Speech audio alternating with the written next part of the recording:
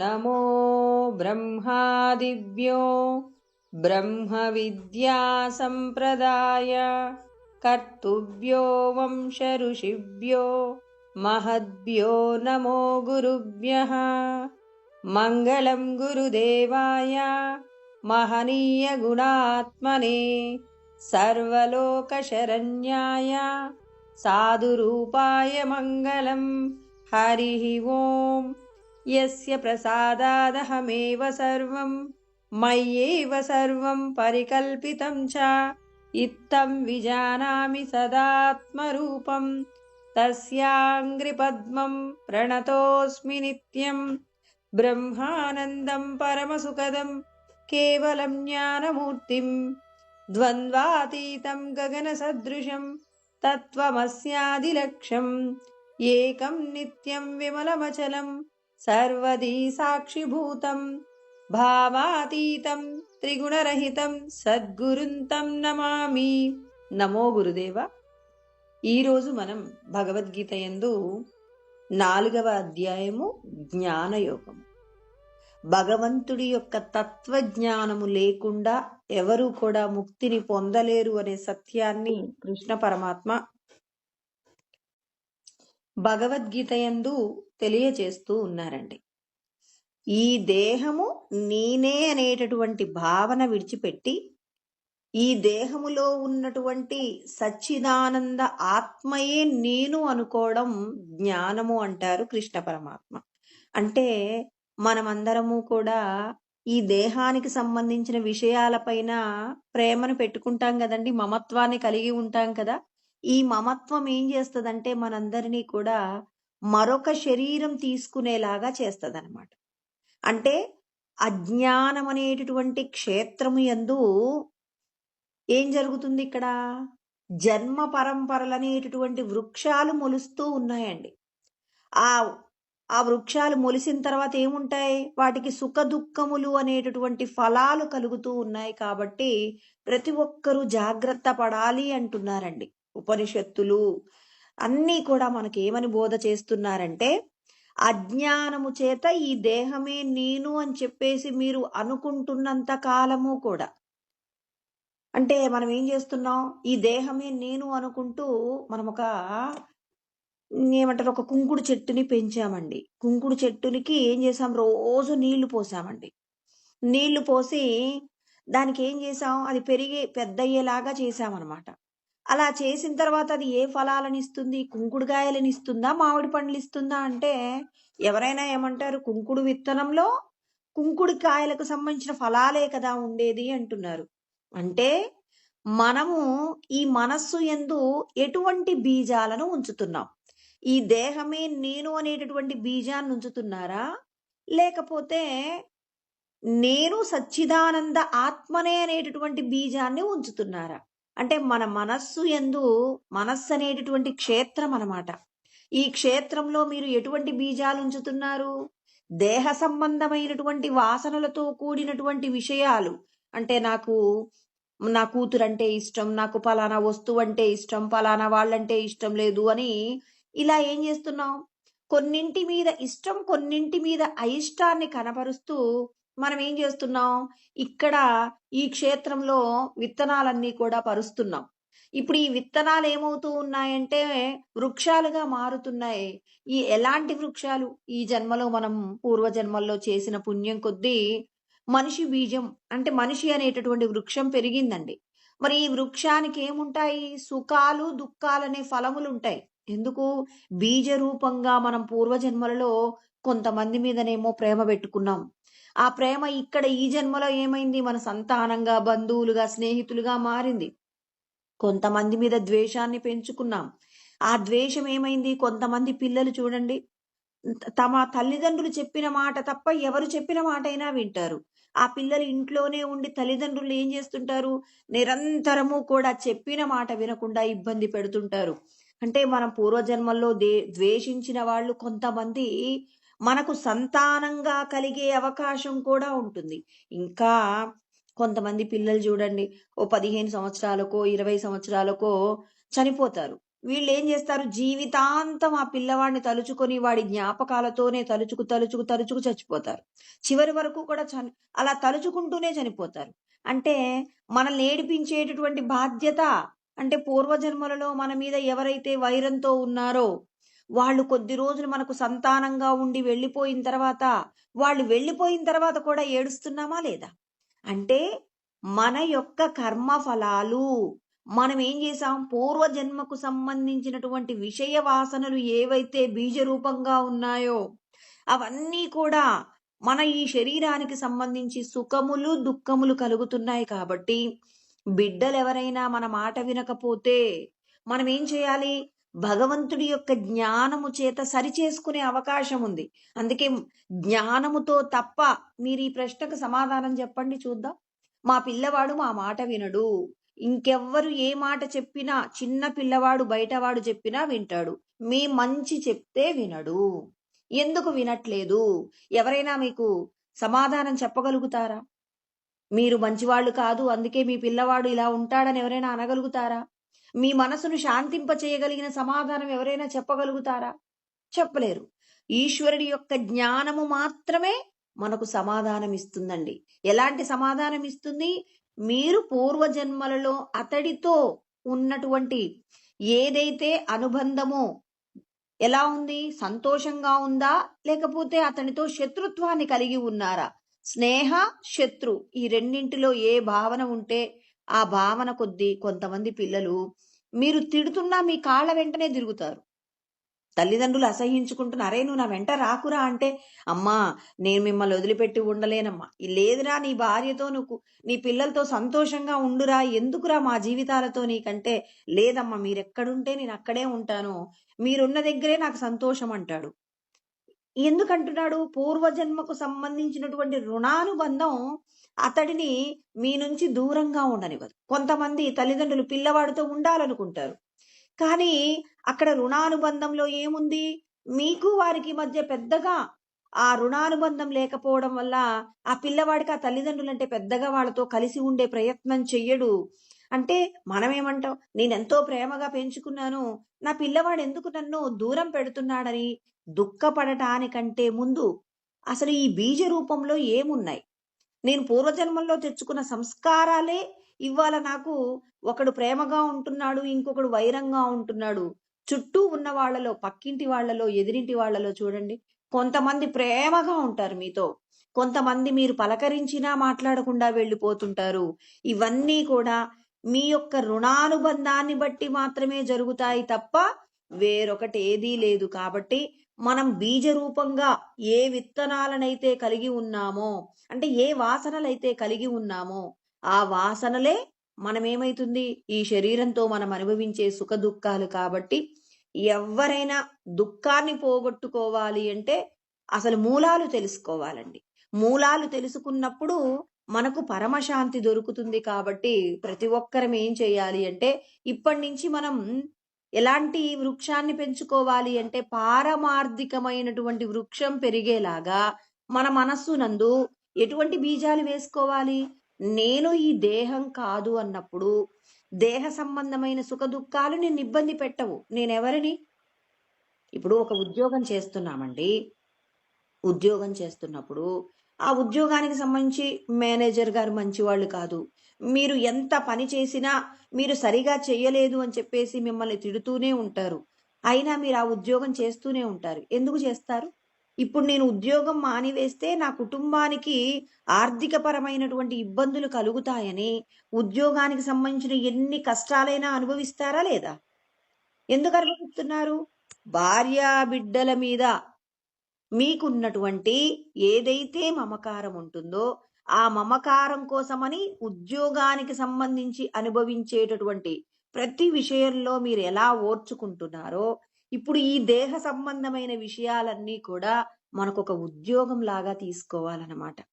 ఈ దేహానికి సంబంధించినటువంటి ఏదైతే తల్లిదండ్రులు, భార్య బిడ్డలు, తర్వాత ఇంకా ఈ దేహానికి సంబంధించి ఏ ఏ విషయాలతో మనం జీవించవలసి వస్తుందో ఆ విషయాలన్నీ కూడా ఏంటి, మనకు ఉద్యోగానికి సంబంధించిన బాధ్యతలు. ఉద్యోగంలో కొద్ది రోజులు కష్టాలుంటాయి, కొద్ది రోజులు సుఖాలుంటాయి.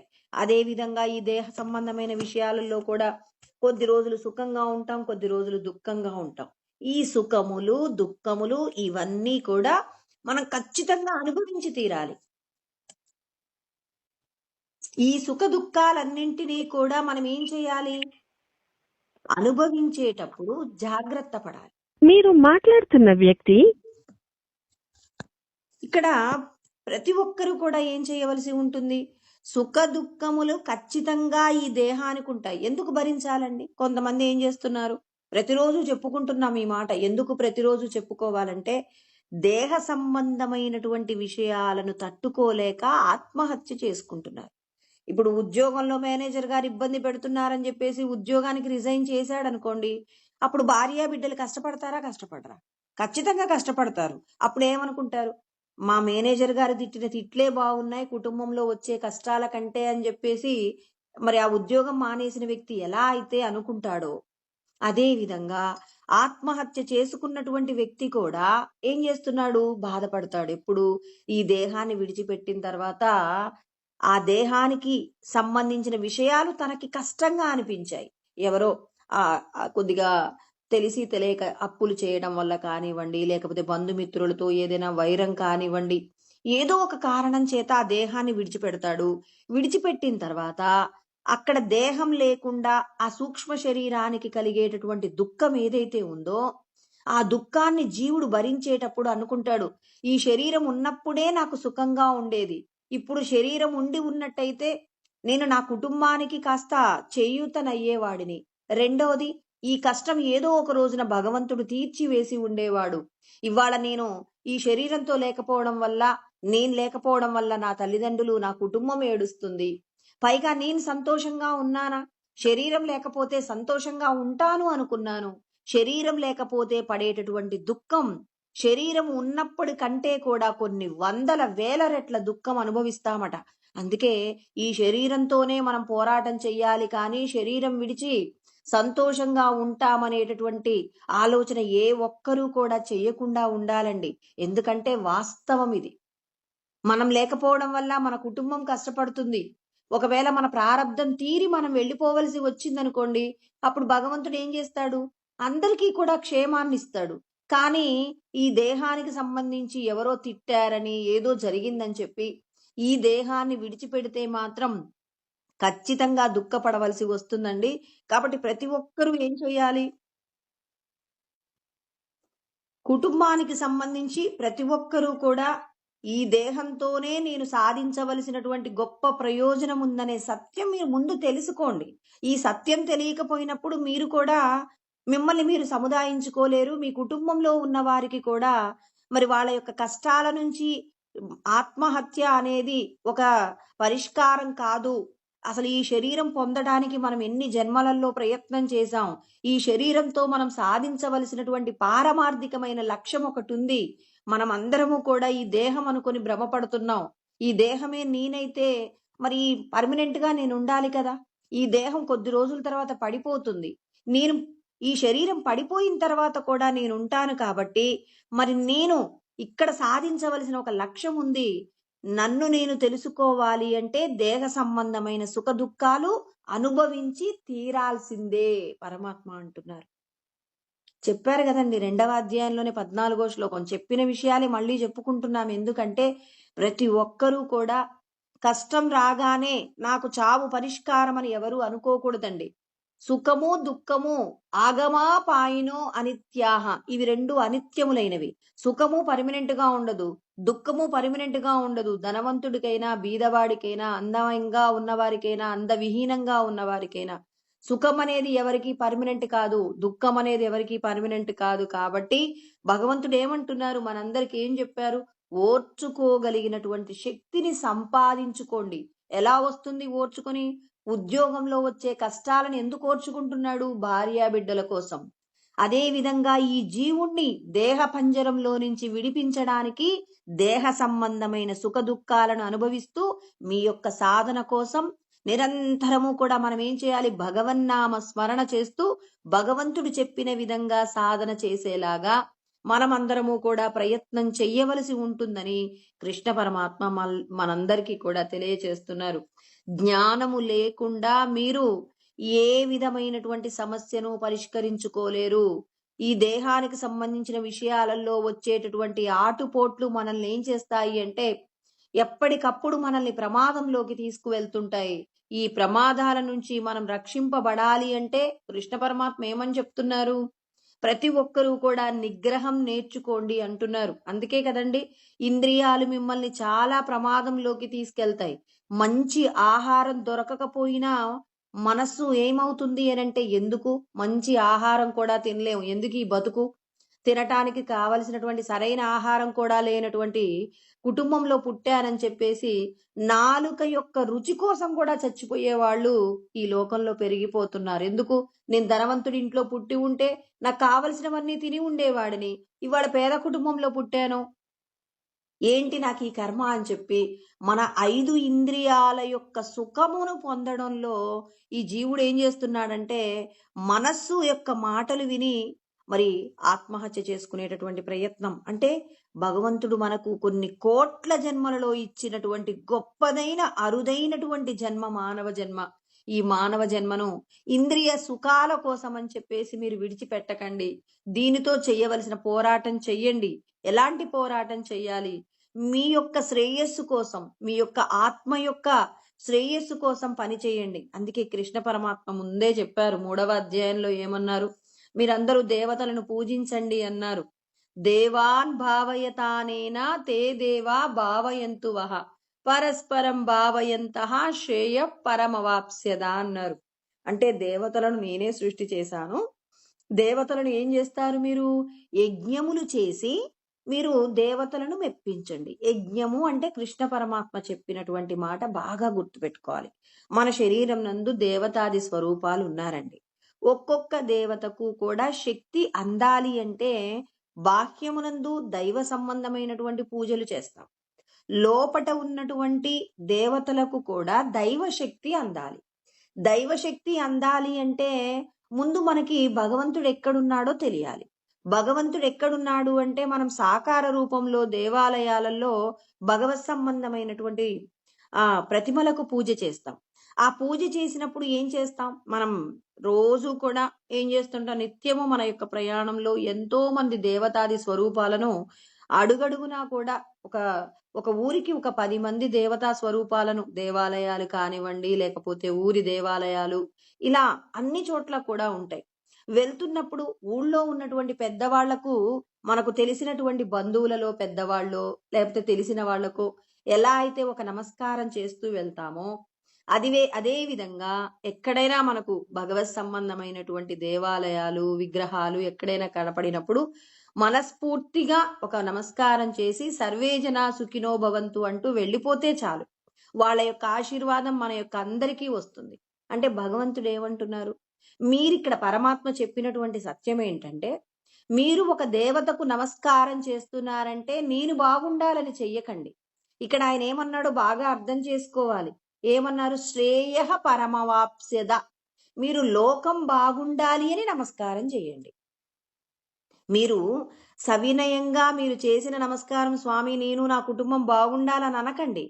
అందరూ లోకా సమస్త సుఖినో భవంతు అని పెట్టినటువంటి మీ యొక్క నమస్కారం ఏమవుతుంది అనంటే అది మీ యొక్క శ్రేయస్సుగా మారుతుంది. మీ యొక్క శ్రేయస్సు అంటే మనం ఈ దేహంలో నుంచి విడిపడటానికి, దేహబంధాలలో వచ్చేటటువంటి సుఖముల యందు మనం అహంకారంతో ప్రవర్తించకుండా, దుఃఖము యందు కృంగిపోకుండా ఈశ్వరుడు మనకేం చేస్తారు? అందరి క్షేమం కోరుకున్న వారికి భగవంతుడు ఎక్కువ సహాయం చేస్తాడు. అందులో మనకి రక్షణ ఉంది అని చెప్తున్నారు. ఎవరైతే స్వార్థంతో నేను మాత్రమే బాగుండాలని భగవంతుణ్ణి ప్రార్థన చేస్తారో వాళ్ళ యొక్క క్షేమము కంటే లోకము యొక్క క్షేమం కోరుకున్న వారి యొక్క రక్షణ భగవంతుడు తీసుకుంటాడు. కాబట్టి భగవంతుడు మనందరికీ మిమ్మల్ని మీరు విడిపించుకోవడానికి మీ యొక్క శ్రేయస్సు కోసం లోకం బాగుండాలి అని చెప్పి మీరు నమస్కారం చెయ్యండి. సందర్భం వచ్చినప్పుడు అక్కడ ఆయా దేవాలయాలలో మన వంతుగా మనం ఏదైతే అందించగలమో, సేవ చేయగలరా, లేకపోతే యజ్ఞయాగాదులు చేయడానికి, లేకపోతే దైవ సంబంధమైన క్రతువులు నిర్వహించడానికి మన వంతుగా మనం ఏమి అందించగలమో దానిని అందించేటటువంటి ప్రయత్నం చేస్తూ, ప్రతి ఒక్కరిలో భగవంతుడిని చూస్తున్నప్పుడు ప్రతి ఒక్కరికి కూడా మన వంతుగా ఒకరికి మాట సహాయం చేయటం, ఒకరికి మంచి ఆశీర్వాదం చేయడం మనసుతో, ఇంకొక చోట మీ శరీరంతో ఎవరికైనా ఏదైనా ఒక చిన్న సేవ చేయవలసి ఉంటే మనం ఏం చేయాలి? ధర్మంతో కూడినటువంటి సాధన మనం ఏం చేయాలి? చేస్తూ ఉన్నప్పుడు అది మన యొక్క శ్రేయస్సు, అంటే మనల్ని విడిపించుకునే ప్రయత్నం. ఒక ఉద్యోగిని మేనేజర్ గారు ఇబ్బంది పెడుతుంటే భార్యా బిడ్డలు గుర్తుంటారు కాబట్టి మేనేజర్ గారు పెట్టేటటువంటి టార్చర్ అనుభవిస్తాడు, ఓర్చుకుంటాడు. ఎందుకు? భార్యా బిడ్డల మీద ఉన్న మమకారం. నేను ఈ ఆత్మని అయినప్పుడు నన్ను నేను విడిపించుకోవడానికి దేహ సంబంధమైన సుఖ దుఃఖాలు అనుభవించటం నా బాధ్యత అని ఈశ్వరుడు నీ యొక్క కర్తవ్యం అని చెప్పారు కాబట్టి మనం ఏం చేయాలి? ఓర్చుకునేటటువంటి ప్రయత్నాన్ని పెంచుకోవడమేనండి. అన్నీ పరమాత్మ మనకు తెలియని విషయాలు ఎక్కడా చెప్పరు కృష్ణ పరమాత్మ. అందుకే ఈ దేహానికి సంబంధించి భార్య, బిడ్డలు ఎంత ప్రేమగా చూసుకున్నా ఇంట్లో వాళ్ళు ఏదో ఒక సమస్య తీసుకురావడం, ఆ సమస్యను పరిష్కరించడం కోసం మనం అనేక రకాలైనటువంటి ప్రయత్నాలు చేయడం, ఇవన్నీ ఎందుకు నేర్పిస్తుంటారంటే అక్కడ ఉద్యోగంలో వచ్చే కష్టాలు, ఇక్కడ కుటుంబంలో వచ్చే కష్టాలు, ఉద్యోగంలో వచ్చే కష్టాలు కుటుంబం కోసం ఓర్చుకుంటే, కుటుంబానికి సంబంధించినటువంటి కష్టాలను లోపట ఉన్నటువంటి జీవుణ్ణి విడిపించడానికి మనం ప్రయత్నం చెయ్యాలి. అంటే ముందు నీకేం తెలియాలి? నేను ఈ శరీరం కాదు, శరీరం లోపట ఉన్న జ్యోతి స్వరూపంగా వెలుగుతున్నటువంటి బొటనవేలు పరిమాణంలో ఉండేటటువంటి ఆత్మస్వరూపమే, జ్యోతి స్వరూపమే నేను కాని ఈ శరీరం నేను కాదు. ఈ నేను తొడుక్కున్న తొడుగు ఈ శరీరం అన్నప్పుడు ఈ తొడుగుకు సంబంధించి వచ్చేటటువంటి ఏవైతే కష్ట నష్టాలు, సుఖ దుఃఖాలు ఏవైతే ఉంటాయో వాటన్నింటిని ఏం చేయమంటున్నారు? పరమాత్మ ఓర్చుకోండి అంటున్నారు. మరి ఓర్చుకోవడం గురించి మనం అందరం కూడా తెలుసుకోవాలండి. అంటే ప్రతి ఒక్కరూ కూడా ఏం చెయ్యవలసి ఉంటుంది అంటే, మరి భగవంతుడి యొక్క మహిమ తెలుసుకొని భగవంతుడు చెప్పినటువంటి సాధన చేసే ప్రయత్నంగా ముందుకు వెళ్ళాలి. అందుకే ఆయన ఏమన్నారు అనంటే, ఇక్కడ మనకేం చెప్పారు? శ్రోత్రాదీనింద్రియాణ్యన్యే సంయమాగ్నిషు జుహ్వతి, శబ్దాదీన్ విషయానన్య ఇంద్రియాగ్నిషు జుహ్వతి అని చెప్పేసి మనకు కృష్ణ పరమాత్మ ఇంద్రియాలను నిగ్రహించుకోవడానికి 2 మార్గాలు చెప్పారు. అంటే మనం ఏం చేయాలి? ఈ శరీరంతో మనం అనుభవించేటటువంటి సుఖాలు ఏవైతే ఉంటాయో ఆ సుఖాలను అనుభవించటంలో మనం ఏం చేయాలి? నిగ్రహం కలిగి ఉండాలి. నిగ్రహం లేదనుకోండి, ఇప్పుడు నాకు ఇడ్లీ అంటే ఇష్టం అండి. ఇడ్లీ అంటే ఇష్టం అని చెప్పేసి నేను కంటిన్యూస్ గా ఇడ్లీనే తింటున్నాను అనుకోండి, ఉదయం మధ్యాహ్నం సాయంత్రం తింటున్నాను అనుకోండి, ఈ శరీరానికి కావలసిన పోషణ కేవలం ఇడ్లీల వల్లనే జరుగుతుందా? అనేక రకాలైనటువంటి మన శరీరానికి సంబంధించినటువంటి మరి ఎన్నో రకాలైనటువంటి ప్రోటీన్లు, కార్బోహైడ్రేట్స్, ఇలా ఎన్నెన్నో విషయాలు ఉంటాయి కదండి. మరి ఎన్నెన్నో విషయాలన్నీ కూడా మన శరీరానికి అందాలంటే నాకు ఇష్టమైనటువంటి ఇడ్లీలు తింటూ ఉంటే సరిపోతుందా ప్రతిరోజు? కుదరదు కదా. అంటే నేనేం చేయాలి? అన్ని రకాలైనటువంటి పదార్థాలను తినాలి. అలా తినాలి అన్నప్పుడు ఇక్కడ నీకేం చేయాలి? ఇక్కడ నీకు నిగ్రహం ఉండాలి. ఎప్పుడు ఏ సమయంలో ఏ పదార్థాన్ని తినాలి, ఎంత తినాలి, ఎంత మోతాదులో తినాలనే దాని పట్ల నీకు నిగ్రహం ఉండాలి. అందుకే కృష్ణ పరమాత్మ ఏం చెప్పారు? నీ యొక్క మాట, నీ యొక్క వినికిడి, నువ్వేం మాట్లాడతావు, నువ్వేం తింటావు, నువ్వు ఎలా ప్రవర్తిస్తావు అనే దానికి కృష్ణ పరమాత్మ మనకి ఇక్కడే 4వ అధ్యాయంలోనే మనం త్వరలోనే తెలుసుకుంటాం. 17వ శ్లోకంలో చెప్తారు. 6వ అధ్యాయం అండి, సారీ. యుక్తాహార విహారస్య యుక్త చేష్టస్య కర్మసు యుక్త స్వప్నావబోధస్య యోగో భవతి దుఃఖః అన్నారు. సమస్త దుఃఖముల నుండి విడిపడాలి. స్వామి నాకు కష్టాలు లేకుండా చెయ్యండి, నేను ఎప్పుడూ ఆనందంగా ఉండేలాగా మీరు చేయగలరా అంటే పరమాత్మ ఏమంటారు అంటే, నేను ఒక చిన్న ఉపమానం చెప్తానండి. మహాభారత యుద్ధం జరిగేటప్పుడు యుద్ధం ప్రారంభం అవుతుందండి. ఇక ప్రారంభం అయ్యేటప్పుడు 3 రోజులు అంటే ఇక ఎప్పుడు ఇంకా రేపు యుద్ధం ప్రారంభం అవుతుందన్నమాట. యుద్ధం ప్రారంభమయ్యేటప్పుడు ఒక పిచ్చుక ఏమైందంటే కృష్ణ పరమాత్మ దగ్గరకొచ్చిందట. వచ్చి కృష్ణ పరమాత్మని, "స్వామి మీరు ఈ లోకాలన్నింటినీ కాపాడేటటువంటి పరంధాముడు కదా! ఇక్కడ మహాభారత యుద్ధం జరుగుతుంది. జరిగేటప్పుడు ఏమైంది అంటే ఇక్కడ ఉన్నటువంటి ఈ కొమ్మని నరికేశారు. ఈ కొమ్మని నరికితే ఈ కొమ్మ మీద ఉన్నటువంటి నా గూడు కింద పడిపోయింది. నాకున్నటువంటి 3 పిల్లలు కూడా ఆ గూడులో కిందనే ఉన్నాయి. మరి ఇప్పుడు ఇంతటి మహాభారత సంగ్రామంలో నా నా పిల్లల్ని నేను రక్షించుకోవడం ఎలా అని చెప్పేసి మీరే కాపాడాలి. నా కుటుంబాన్ని కాపాడాల్సిన బాధ్యత మీదే. మీరు సర్వ జగద్రక్షకుడు. అన్ని లోకాలకు అందరికీ కూడా మరి ప్రాణనాథుడు, ప్రాణరక్షకుడు ఎవరు అంటే మీరే అని నేను నమ్ముతున్నాను. శరణాగతి చూడండి ఎలా ఉందో. మీరని నమ్ముతున్నానంటే కృష్ణ పరమాత్మ అన్నారట, సామాన్యమైన వ్యక్తిలాగా నేనేం చేయగలను? నీ పిల్లలకి నేనెలా కాపాడగలను? నీ పిల్లల్ని నువ్వే కాపాడుకోవాలి. నేను కాపాడలేను అన్నారట. అన్నప్పుడు ఆ పిచ్చుక పాపం దీనంగా అలాగే చూస్తుంటే, నువ్వు 21 రోజుకి ఆహారాన్ని నీ గూడులో ఏర్పాటు చేసుకో అని చెప్పేసి 2 రోజుల్లో నువ్వేం చేస్తావు? నీ పిల్లలకి కావలసిన ఆహారాన్ని 21 రోజులకు సరిపడా ఆహారాన్ని సంపాదించి గూడులో పెట్టుకో అని చెప్పాడట. ఆ ఒక్క మాట మాత్రమే చెప్పాడు. ఫస్ట్ ఏమన్నాడు? నేనేం చేయలేనన్నాడు. అంటే మహాభారత యుద్ధం ప్రారంభానికి 2 రోజుల ముందండి ఇది. అంటే ఇక ఆ మాట చెప్పారు. తర్వాత పిచ్చుక వెళ్ళిపోయింది. అర్జునుడికి ఏం అర్థం కాలేదు. ఆ పిచ్చుక ఏదో కృష్ణ పరమాత్మ ముందు నిలబడి ఎందుకో కృష్ణుడి చుట్టూ తిరుగుతుందని చెప్పి దాన్ని ఆ వెళ్ళగొట్టాడట.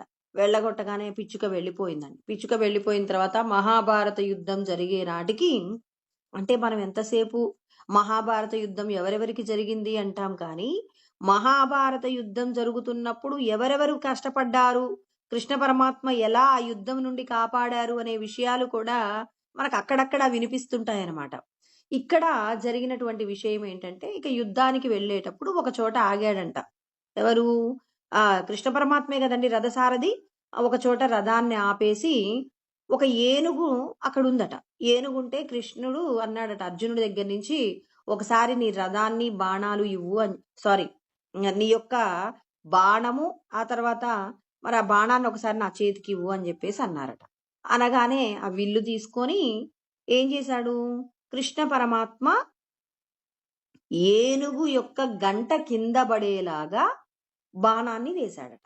అలా బాణాన్ని వేసినప్పుడు ఏనుగు మెడలో కట్టబడినటువంటి అంటే ఆ యుద్ధానికి వచ్చినటువంటి ఏనుగుల్లో ఒక ఏనుగు యొక్క గంట తెగి కింద పడేలాగా ఈయన బాణం వేశాడట. అప్పుడు అర్జునుడు పకపక నవ్వాడట. అంటే కృష్ణ పరమాత్మ ఏనుగును చంపే ప్రయత్నంలో గురి తప్పాడు, బాణం వేయడంలో సరిగా వెయ్యలేదు అని చెప్పేసి కాస్త అపహాస్యంతో నవ్వుతాడనమాట అర్జునుడు. సర్వాంతర్యామి కృష్ణ పరమాత్మ. కానీ అక్కడ జరిగినటువంటి సంఘటనకి అర్జునుడు ఏమనుకుంటున్నాడు? కృష్ణుడికి బాణం వేయటం రాలేదు అని చెప్పేసి నవ్వుకున్నాడు. అంటే అజ్ఞానం చేత ఎవరినైనా కాపాడే ప్రయత్నంలో ఎవరైనా తిట్టారనుకోండి, ఓర్చుకున్నారనుకోండి, చేతగాని వాడు అంటారు. తిరిగి సమాధానం కూడా చెప్పలేదు, చేతగాని వాడు అన్నట్టుగా ఇక్కడ కృష్ణ పరమాత్మను చూసి కూడా ఈయన నవ్వాడట. నవ్విన తర్వాత గంట, ఆ ఏనుగు మెడలో ఉన్న గంట కింద పడిపోయింది. తర్వాత ఇక ఏనుగు వెళ్ళిపోయిందండి. వెళ్ళిపోయినప్పుడు మళ్ళీ 18 రోజులు యుద్ధం జరిగిన తర్వాత ఇప్పుడు కృష్ణ పరమాత్మ ఏం చేశాడు అనంటే, అక్కడ ఏం జరిగింది? గంట కింద పడినప్పుడు పిచ్చుక గూడు కింద పడిందని చెప్పుకున్నాం కదండి. అక్కడ మహాభారత యుద్ధ సంగ్రామం జరిగేటప్పుడు చెట్లు నరికినప్పుడు ఆ చెట్టు కొమ్మ మీద ఉన్నటువంటి పిచ్చుక గూడు కింద పడిపోయింది కాబట్టి ఆ 2 రోజుల తర్వాత పిచ్చుక తన 3 పిల్లల్ని కూడా భగవంతుడు రక్షణ చేస్తారని పిచ్చుక నమ్మింది కాబట్టి ఇప్పుడు కృష్ణ పరమాత్మ ఏం చేశాడు? ఏనుగు మెడలో ఉన్న గంట పిచ్చుక గూడు మీద పడేలాగా చేశాడు. అలా చేసిన తర్వాత 18 రోజుల తర్వాత యుద్ధం అయిపోయిన తర్వాత కృష్ణ పరమాత్మ అర్జునుడికి చెప్పి ఆ గంట తీసుకురా అన్నారట. ఆ గంట తీయగానే ఆ పిచ్చుక ఆ 3 పిల్లలు కూడా చకచకా ఎగిరిపోయాయట. అంటే భగవంతుణ్ణి శరణాగతి కోరినప్పుడు భగవంతుడు ఏ విధంగా తనను రక్షణ చేస్తారు అనేటటువంటి ఒక సంఘటన మనం తెలుసుకోవచ్చు. అంటే ఇక్కడ నిగ్రహంగా నేను ఎందుకు ఉండాలి? వాళ్ళెవరైనా తిడుతున్నారు. నేనెందుకు ఓర్చుకోవాలి అంటే, ఓర్చుకోవడంలోనే భగవంతుడి యొక్క రక్షణ ఉంటుందని కృష్ణ పరమాత్మ చెప్పారు. తితీక్ష్వ ఓర్చుకోండి అన్నారు. 2వ అధ్యాయం 14 శ్లోకం ఎప్పుడూ గుర్తుండాలి. ఎందుకు ఓర్చుకోవాలి అంటే, ఓర్చుకున్న వారికి ఓరుగల్లు పట్టణమని చెప్పేసి మన పెద్దలు చెప్పిన సామెత ఇక్కడ చూడండి. పిచ్చుకకు ముందే చెప్పాడు భగవంతుడు. నీకు 18 రోజుల పాటు మరి దానికి కూడా కష్టం ఉంది కదండీ! 18 రోజుల పాటు ఆ పక్షి గూడులోనే ఆ గంట కిందనే ఉండాల్సి ఉంటుంది. కానీ అంత పెద్ద యుద్ధంలో ఆ పిచ్చుక ఆ పిల్లల్ని తీసుకొని వెళ్ళలేదు. కాబట్టి ఆ పిచ్చుక, ఆ పిల్లలు కూడా 2 రోజులకు ముందే చెప్పాడు. 21 రోజుకు సరిపడా ఆహారాన్ని సంపాదించి పెట్టుకోమంటే, ఆ పిచ్చుకకి అర్థమైంది. కృష్ణ పరమాత్మ చెప్పినటువంటి మాట అర్థమైంది. కృష్ణుడు ఆహారాన్ని సంపాదించి పెట్టుకోమన్నాడని, అన్ని రోజులకు సరిపడా ఆహారాన్ని తెచ్చిపెట్టుకుంది. మరి ఎన్ని రోజులైతే ఆ యుద్ధము జరిగిందో, జరిగినన్ని రోజుల పాటు ఆ గంట కింద హాయిగా తన పిల్లలకు ఆహారం పెట్టుకుంటూ సురక్షితంగా ఉంది. తర్వాత అంటే అక్కడ కష్టపడింది కదండీ! కానీ కష్టపడినప్పటికీ కూడా పిచ్చుక తన ప్రాణాలు కాపాడుకుందా లేదా?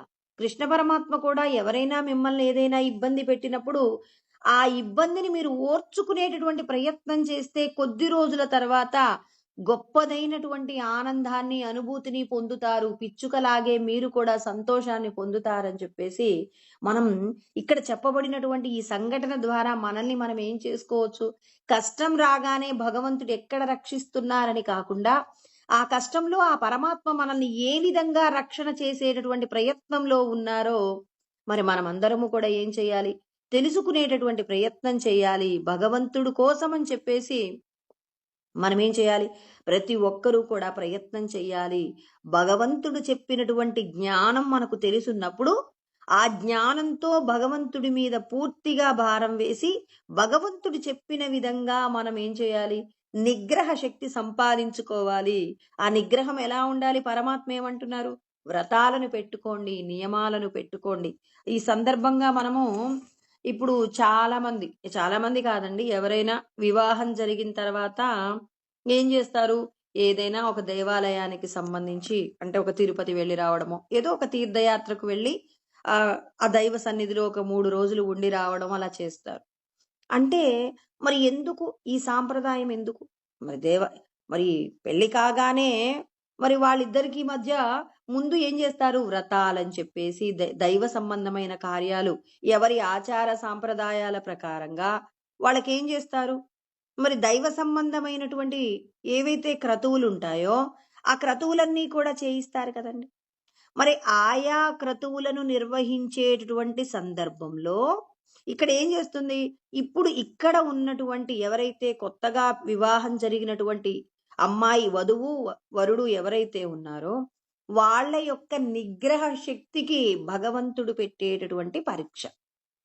దైవ సంబంధమైనటువంటి కార్యాలను నిర్వర్తిస్తున్నప్పుడు వీళ్ళలో ఉన్నటువంటి ఏదైతే అందుకే అంటారు, అటు 7 తరాలు ఇటు 7 తరాలు చూసి మరి అమ్మాయిని అబ్బాయిని కుదిరించాలి అని చెప్పేసి ఎందుకంటారు? మరి వాళ్ళ యొక్క ఆచారాలు, వాళ్ళ యొక్క సాంప్రదాయాలు, వాళ్ళ అలవాట్లు ఎలా ఉన్నాయి? భగవంతుడు చెప్పినటువంటి ధర్మాలను పాటించగలిగిన కుటుంబమేనా? లేకపోతే ఈ సాంప్రదాయాలన్నింటినీ కూడా మరి ఎవరు పట్టించుకుంటారని చెప్పేసి విస్మరించేటటువంటి కుటుంబమా అని చెప్పేసి, ఆనాటి కాలంలో అమ్మాయి అబ్బాయి యొక్క అందము కంటే కూడా వాళ్ళ కుటుంబంలో ఉన్నటువంటి పద్ధతులు, వాళ్ళ యొక్క ఆచార అలవాట్లు అన్నింటినీ తెలుసుకుని వివాహాన్ని నిర్ణయించేవారు. ఎందుకు నిర్ణయిస్తారు? దైవ సంబంధమైనటువంటి ఏదైతే దేవాలయానికి సంబంధించినటువంటి తీర్థయాత్ర, అక్కడ దేవాలయం నిమిత్తం అక్కడ చేసేటటువంటి వ్రతాలు, పూజలు ఇవి జరుగుతున్నప్పుడు వీళ్ళు భగవంతుడి యొక్క ఆలోచన తప్ప అన్యమైనటువంటి ఆలోచనలు లేకుండా భగవంతుడి మీద మనస్సును లగ్నం చేయగలిగినటువంటి నిగ్రహ శక్తిని వీళ్ళకు అందించడం కోసమని వివాహం జరిగినటువంటి వెంటనే ఏం చేస్తారు? దైవ సంబంధమైన క్రతువు అంటే దైవానికి మనం ఏం చేయాలి? వీరిద్దరూ కూడా ఇప్పటి వరకు ఎక్కడో బ్రతికారు. వీరిద్దరూ కూడా ఒక్కటై బ్రతకవలసినటువంటి సమయం వచ్చింది. ఈ సమయంలో వీళ్ళు ఏ విధమైనటువంటి కష్ట నష్టాల యందు ప్రలోభపడకుండా, వాడు ఎన్ని కష్టాలొచ్చినా ఓర్చుకొని జీవించడానికి కావలసినటువంటి విధంగా ఏం చేస్తారు? తగినటువంటి నిగ్రహ శక్తి అందడం కోసం అని చెప్పి, భగవంతుడు దేవతల యొక్క ఆశీర్వాదం కోసం అని చెప్పి వీళ్ళకేం చేయిస్తారు?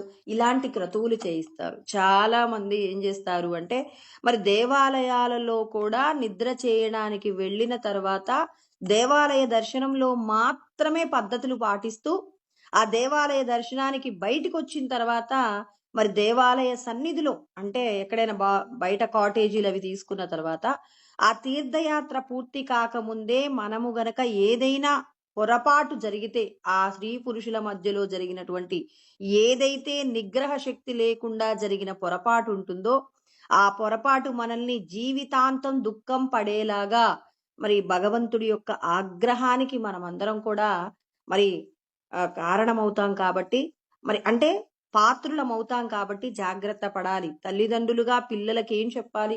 దైవ సంబంధమైనటువంటి క్రతువు పూర్తయ్యేంత వరకు కూడా బ్రహ్మచర్యాన్ని పాటించాలి అని చెప్పేసి మనమందరము కూడా ఏం చేయాలి? ఈ విషయాన్ని ప్రతి ఒక్కరూ మన పిల్లలకి తెలియచేసేటటువంటి ప్రయత్నం. ఇవాళ కొంతమంది ఏం చేస్తున్నారు? మరి దేవాలయానికి సంబంధించినటువంటి ఆ ప్రదేశాలలో వీళ్ళిద్దరిని గనక చక్కగా వీళ్ళిద్దరూ కలిసి ఉంటే గనక వీళ్ళ జీవితం నిండు నూరేళ్లు ఉంటుందనేటటువంటి భ్రమలు ఉన్నవాళ్ళు కూడా ఉంటారని నాకు ఈ మధ్య తెలిసిందండి. అలాంటి భ్రమలు కూడా ఉంటాయట కొంతమందికి. మరి భగవంతుడు అంటేనే బ్రహ్మచర్యం అండి. బాగా గుర్తుపెట్టుకోవాలి. భగవంతుణ్ణి చేరుకోవాలి, భగవంతుడి యొక్క ఆశీర్వాదం రావాలి అంటే ఖచ్చితంగా నియమనిష్టలతో కూడినటువంటి నిగ్రహ శక్తిని సంపాదించుకోవాలి. దానినే బ్రహ్మచర్యం అంటారు. మనం ఏదైనా ఒక యాత్ర ప్రారంభించాము అంటే, ఆ యాత్రలో మనం ఏం చేయాలి అంటే ఖచ్చితంగా నిగ్రహం అనేది ఉండాలి. నిగ్రహం లేకుండా చేసినటువంటి యాత్ర, నిగ్రహం లేకుండా చేసిన పూజ, నిగ్రహం లేకుండా చేసిన ఏ క్రతువు కూడా మీకు అప్పటికప్పుడు సంతోషం ఇస్తుందేమో. ఏమోలే పిల్లలు గదా! అలా ఉంటారని చెప్పేసి మీరు పిల్లల మీద ఉన్న ప్రేమ చేత మీరు గనక ఆ విషయాన్ని నిర్లక్ష్యం చేస్తే, అది ఖచ్చితంగా మనకేమవుతుంది అంటే ప్రమాదాన్ని తీసుకొచ్చి పెడుతుందండి.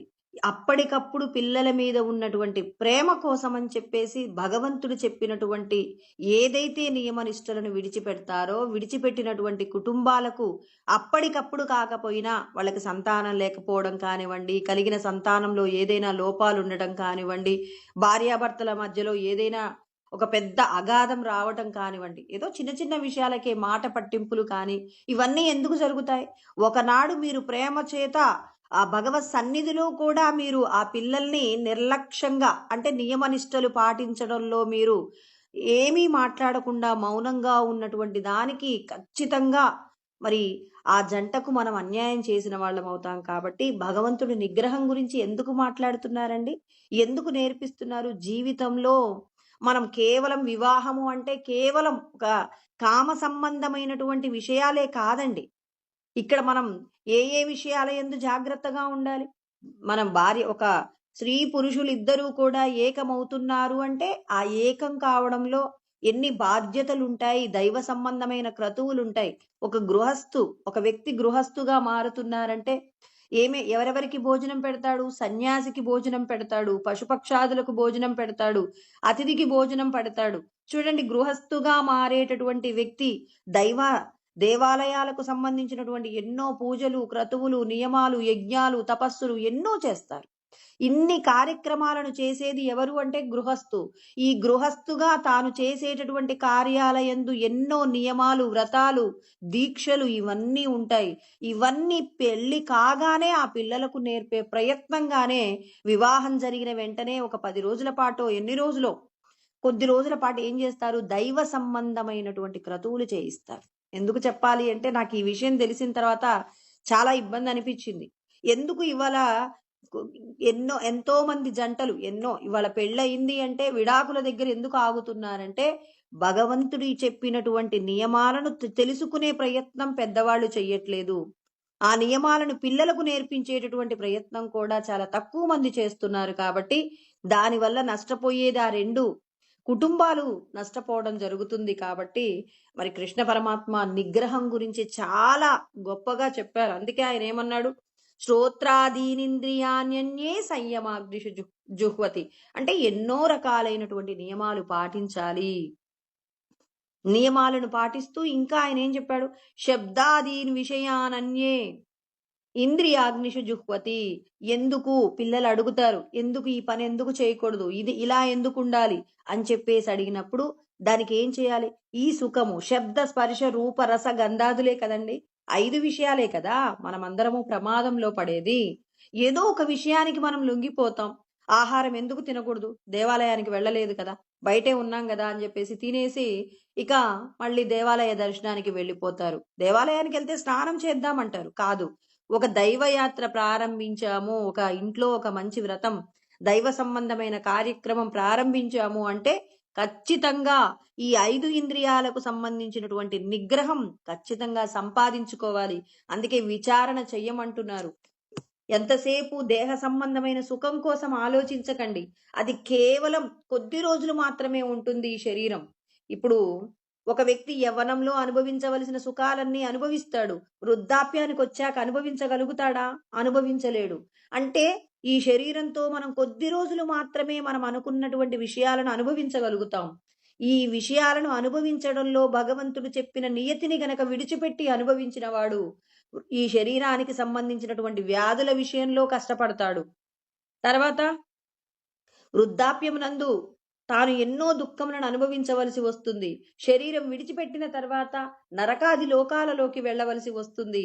మరి ఎన్నో గొప్పవైనటువంటి ఫలితాలను పొందగలిగినటువంటి మానవ జన్మను తృచ్ఛమైన శబ్ద స్పర్శ రూప రస గంధాదులకు సంబంధించిన విషయాల కోసమని తాపత్రయపడి మనం ఏం చేయకూడదు, పాపపు కార్యాలను చేసేటటువంటి విషయాలను మనం ప్రోత్సహించకూడదు. మనం అందరం ప్రోత్సహించడానికి కారణం ఏంటంటే మనకి మన పిల్లల మీద ఉన్నటువంటి వాత్సల్యము చేత.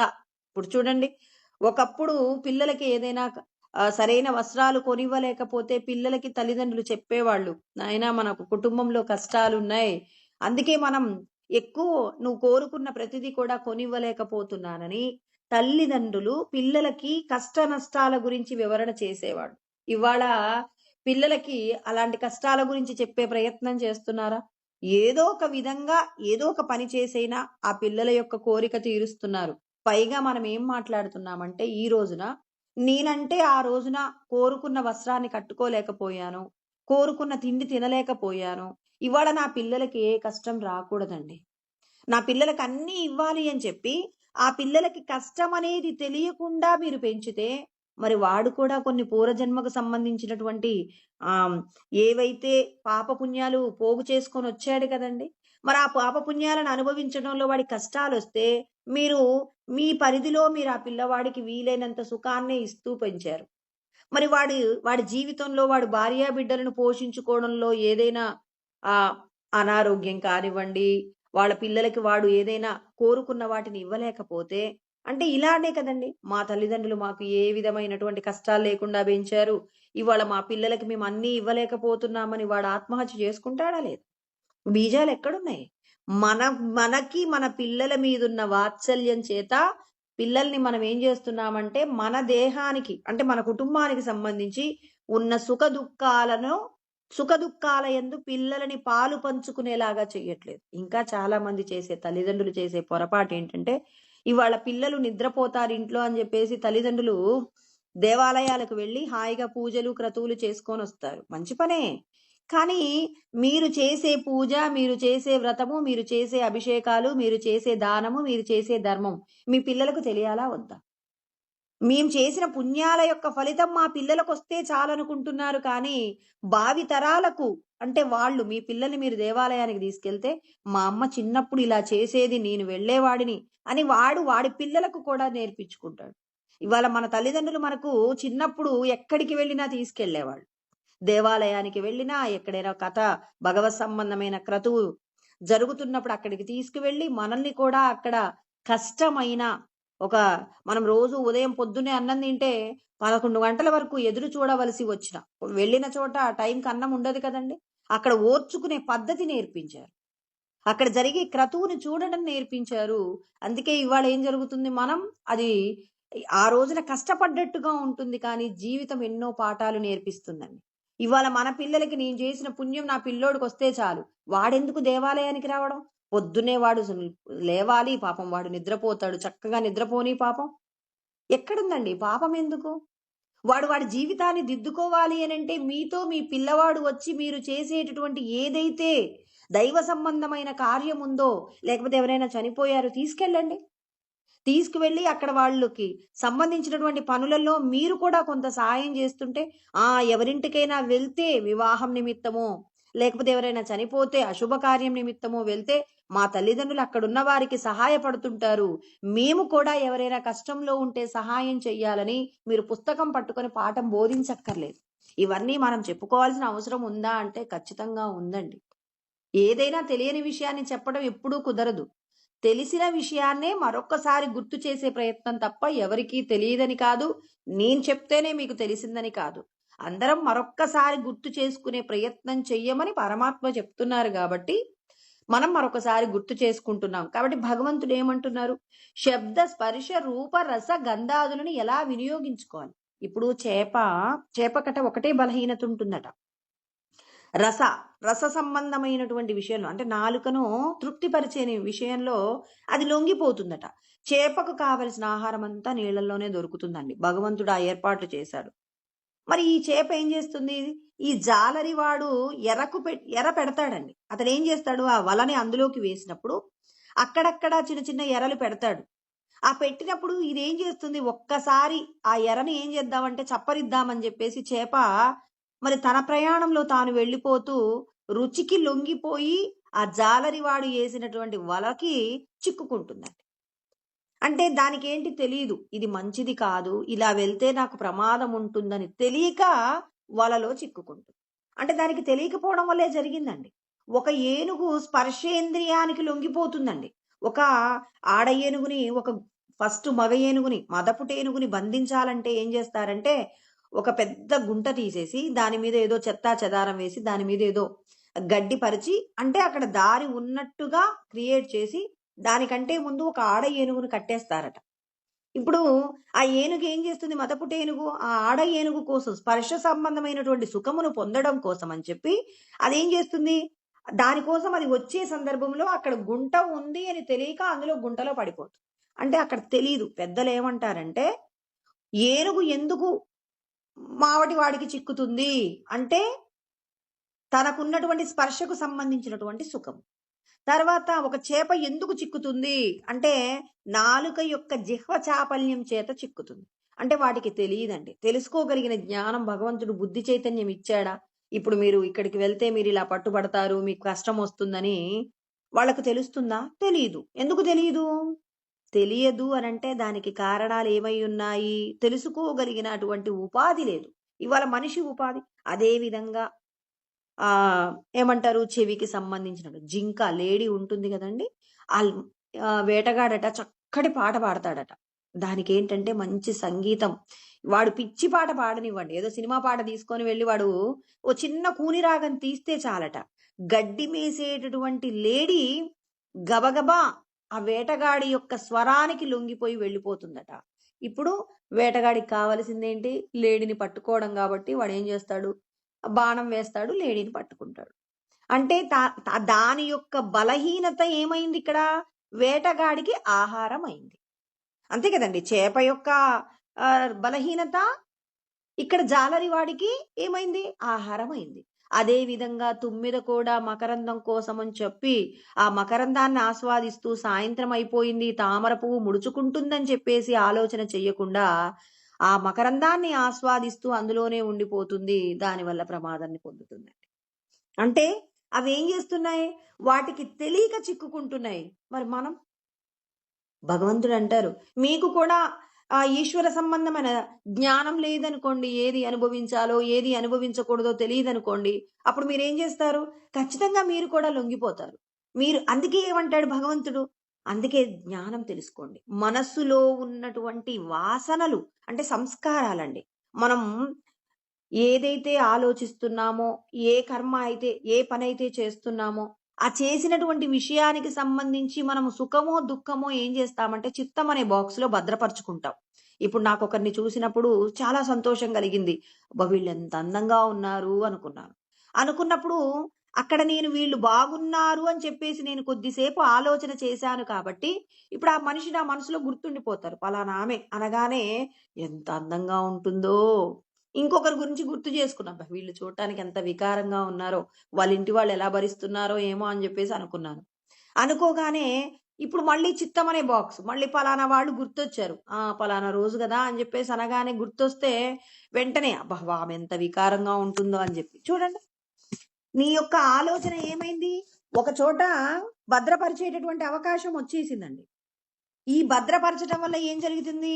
సుఖము, దుఃఖము ఏమవుతుంది? ఇక్కడ మనం ఒకరి గురించి తలుచుకున్నప్పుడు సంతోషపడ్డాం. ఒకరి గురించి తలుచుకున్నప్పుడు దుఃఖపడ్డాం. అసలు నీకు అవసరమా? వాళ్ళ గురించిన విషయాలు నీకవసరమా? అవసరం లేదని ఎందుకంటారు మీరంటే, అందరిలో భగవంతుడే ఉన్నాడు. భగవంతుడే అందంగా ఉన్నవారిలో ఉన్నాడు. భగవంతుడే అందంగా లేని వారిలో ఉన్నారు. వాళ్ళు చేసిన కర్మలను బట్టి భగవంతుడు ఏం చేస్తున్నాడు? ఆయా రూపాలనిస్తున్నాడు. ఇప్పుడు మనమెందుకు ఒకరి గురించి మంచి, ఒకరి గురించి చెడు, వీళ్ళు అందంగా ఉన్నారు, వీళ్ళు వికారంగా ఉన్నారు. ఇప్పుడు ఈ చర్చ ఎందుకు? చూడండి. నచ్చింది. ఒకసారి ఇంకోసారి చూడండి. నచ్చలేదు చూడకండి. మీకెందుకు ఆ బాధ? మీరెందుకు మనసులో స్టోర్ చేసుకొని దాన్ని మళ్ళీ రీక్యాప్ చేసుకోవాల్సిన అవసరం ఏంటి? ఇదే తెలుసుకోవాలి. భగవంతుడేమంటారు? మీరు ఈ భూమి మీదకెందుకొచ్చారో తెలీదు. ఈ భూమి మీదకెందుకొచ్చారో తెలీదు కాబట్టి ఏదో ఒక విషయాన్ని పోగు చేసుకోవాలి. పోగు చేసుకొని వాళ్ళ గురించి గుర్తు చేసుకొని వాళ్ళు మంచివాళ్ళు, వీళ్ళు చెడ్డవాళ్ళు, వీళ్ళు అది తింటారు, వీళ్ళు ఇది తింటారు. వాళ్ళు తినే భోజనం బావుంటుంది. మా భోజనం బాగుండదు. మా ఊర్లో వాళ్ళు మంచివాళ్ళు, వేరే ఊరు వాళ్ళు చెడ్డవాళ్ళు. ఇలా ఏం చేస్తున్నాం? ఈ దేహానికి సంబంధించిన విషయ వాసనలన్నీ పోగు చేసుకొని వాటి గురించి నెమర వేసుకుంటున్నంత కాలం మళ్ళీ శరీరాలు పొందాలి. ఇప్పుడు మనసు యందు ఏంటి? ఈ దేహమే నేను అనేటటువంటి బీజాలు అందులో ఉంచితే ఇప్పుడేమవుతున్నాయి? జన్మ పరంపర అనేటటువంటి అనేక జన్మలనేటటువంటి వృక్షాలు పెరుగుతున్నాయి. వాటికి సుఖము, దుఃఖం అనే ఫలాలు వస్తున్నాయి. సుఖమొస్తే నవ్వుతున్నాం, దుఃఖమొస్తే ఏడుస్తున్నాం. జాగ్రత్తగా ఉండండి అని చెప్పేసి మనకు శాస్త్రాలన్నీ కూడా తెలియజేస్తున్నాయి. మరి కృష్ణ పరమాత్మ కూడా అంటున్నారు, ఏదైనా అనుభవిస్తే ఈ పూట నేను ఇది అనుభవించింది. ఇప్పటితో ఇది ఎండ్ అంతే.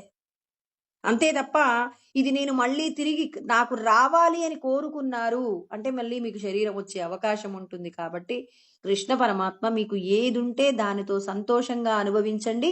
ఎలా అనుభవించాలి అనంటే నేను దీనికి ఒక చిన్న ఉపమానం చెప్తానండి. గోపికలందరూ అంటే ద్వాపర యుగంలో కృష్ణ పరమాత్మ గోపికలందరూ కూడా యమునా నది ఒడ్డు దాటాలి అని చెప్పి కృష్ణ పరమాత్మని అడిగారట. యమునా నదిని కొద్దిగా దారి ఇవ్వమని చెప్పు. మేము దుర్వాస మహర్షి ఆ నదికి ఆవల ఉన్నారు. అతనికి భోజనం పెట్టాలి. కృష్ణ ఈ చిన్న సహాయం చేయవా? నీకు చాలా మహిమలున్నాయి కదా, శక్తులున్నాయి కదా, కొంచెం సహాయం చెయ్యవా అంటే కృష్ణుడు అన్నాడట, నేనెందుకు చెయ్యాలి?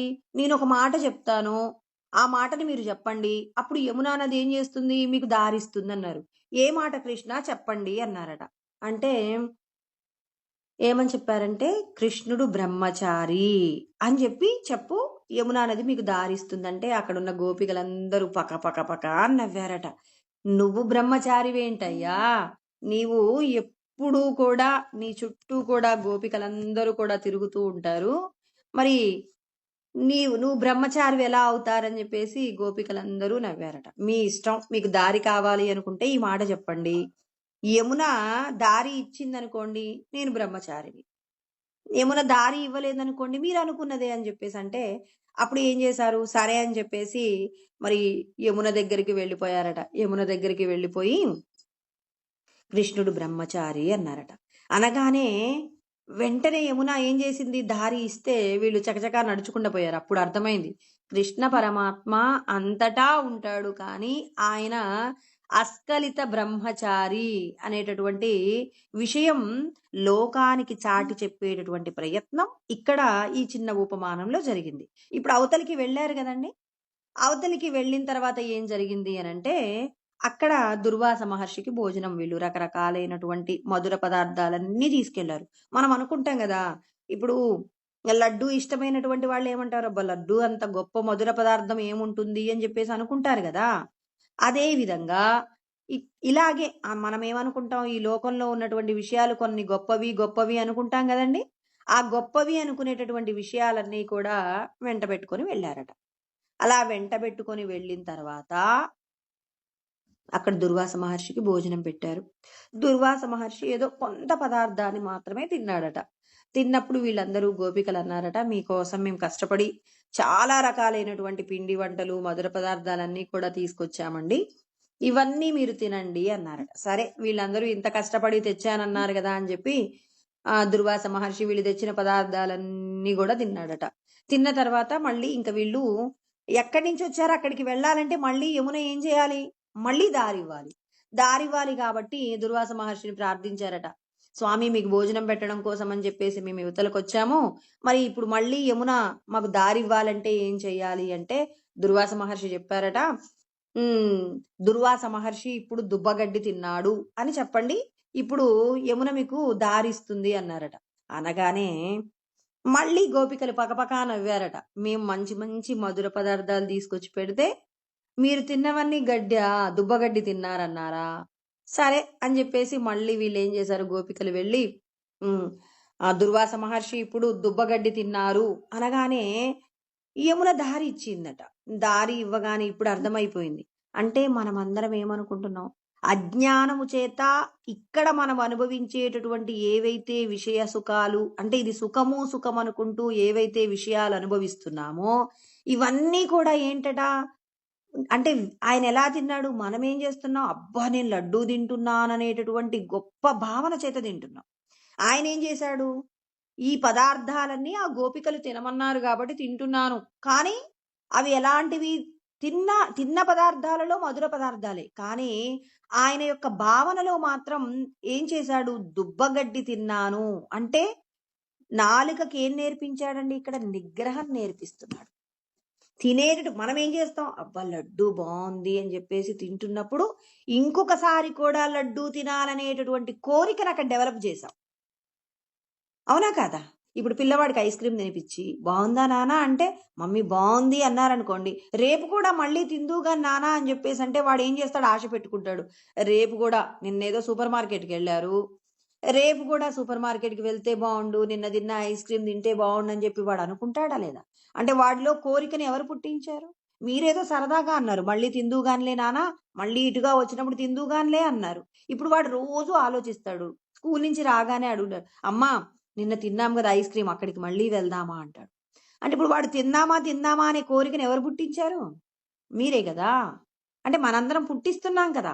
మరి ఇక్కడ దుర్వాస మహర్షి మనందరికీ ఏం నేర్పిస్తున్నాడు, తినేటటువంటి పదార్థం భగవంతుడు ఏమన్నాడు, యదృచ్ఛా లాభ సంతుష్ట అన్నాడు. అంటే మీరు ప్రయత్నం చేయకుండా దొరికినటువంటి ఏదైతే ఆహారం తింటున్నారో, ఏదైతే అనుభవిస్తున్నారో వాటితో మీరు తృప్తిగా ఉండండి, కానీ ఈ ఇంద్రియాలు మళ్ళీ కోరుకోని విధంగా విరక్తి భావన చేత వాటికి ఈ పదార్థం పెట్టండి అన్నారు. కొద్ది కష్టమేనండి దీన్ని అలవాటు చేయడం. మరి దుర్వాస మహర్షి అన్ని తిని కూడా ఏమన్నాడు, దుబ్బగడ్డి తిన్నాను అన్నాడు. ఇప్పుడు ఈ నాలుగు ఏం చేస్తుంది, ఇదేదో దుబ్బగడ్డట అని చెప్పేసి అది పట్టించుకోదండి. అంటే భావనలోని మార్పు వస్తే అన్నీ మారుతాయి, అన్నీ మార్పు వస్తాయండి. ఇప్పుడు ఒకరింటికి వెళ్ళాం, వాళ్ళు చక్కగా చూసుకున్నారు అన్నప్పుడు వాళ్ళ ఇంటికి మళ్ళీ రావాలి. భగవంతుడు ఇవాళ నన్ను వీళ్ళింటికి తీసుకొచ్చారు, ఇక్కడ వీళ్ళింట్లో నన్ను ఉండమన్నారు అని చెప్పేసి అక్కడికి ఏ ప్రయత్నము, నా రుణానుబంధాన్ని తీర్చే ప్రయత్నంగా నేను వెళ్ళానని అక్కడ ఏదైనా కొంత మంచి ఉంటే తెలుసుకొని వెళ్ళిపోవాలి. కానీ మరి వాళ్ళింటికి నేను మళ్ళీ వెళ్ళాలి అని చెప్పేసి నువ్వు మరొక కోరిక పెంచుకుంటే ఇప్పుడు ఏమైంది, వాళ్ళ మీద నువ్వు పెంచుకున్న మమకారం ఏంటి? ఇప్పుడు ఒక కరివేపాకు మొక్క ఉందండి, దాని పక్కన ఒక చిన్న మొలకొచ్చింది, అది ఇప్పుడు పెరిగి పెద్దవాలా వద్దా? ఇప్పుడు ఆ పిలక రాకుండా చేయడానికి ఏదైనా ప్రయత్నం చేయాలి. అందుకే ఇక్కడ దుర్వాస మహర్షి ఏమన్నారు, నేను దుబ్బగడ్డి తిన్నాను అంటే మనందరికీ ఏం చెప్తున్నారు, మీరు ఏదైతే అనుభవిస్తున్నారో ఇక్కడ అనుభవించే విషయాలన్నీ కూడా ఎలా అనుభవించాలట, నిగ్రహం అనే పదం నేర్పించాడు కదండి కృష్ణ పరమాత్మ. ఇంకా ఆయన ఏమన్నాడు, 13వ అధ్యాయంలో చెప్పారు, ఇంద్రియార్థేషు వైరాగ్యం, విరక్తి భావన చేత విషయాలను అనుభవించండి అన్నారు. అభ్యాసేన తు కౌంతేయ వైరాగ్యేన చ గృహ్యతే. అంటే మీరు ఎలాంటి ఈ అభ్యాసం చేయాలి, మీ నాలుకకు పెట్టే పదార్థం ఇది గొప్పది అని పెడుతుంటే ఈ గొప్పదానికంటే ఇంకో గొప్పది లేదంటారు. భగవంతుడి కంటే ఏది గొప్పది కాదని తినేటటువంటి విషయాల యందు వైరాగ్య భావన, ఇవన్నీ పర్మనెంట్ కాదు, ఇవన్నీ భగవంతుడి యొక్క సృష్టిలో భాగమే. లోకంలో సృష్టింపబడినవన్నీ కూడా మధుర పదార్థాలే. ఈ లోకంలో భగవంతుడు సృష్టించిందంతా అద్భుతమే అని చెప్పి ఏది అనుభవిస్తున్నా ఈశ్వర ప్రసాదంగా అనుభవించామనుకోండి, ఒక దాని మీద కోపం లేదు, ఒక దాని మీద ద్వేషం లేదు. ఒకరు తిట్టారు ఈశ్వర ప్రసాదం, ఒకరు పొగిడారు ఈశ్వర ప్రసాదం. అంతటా భగవంతుణ్ణే చూడగలిగినటువంటి మనస్తత్వాన్ని మన మనసుకు అర్థం చేయించవలసి ఉంటుంది అని చెప్పి మనకు కృష్ణ పరమాత్మ నేర్పిస్తున్నారు. ఇంకా ఏమంటున్నారు?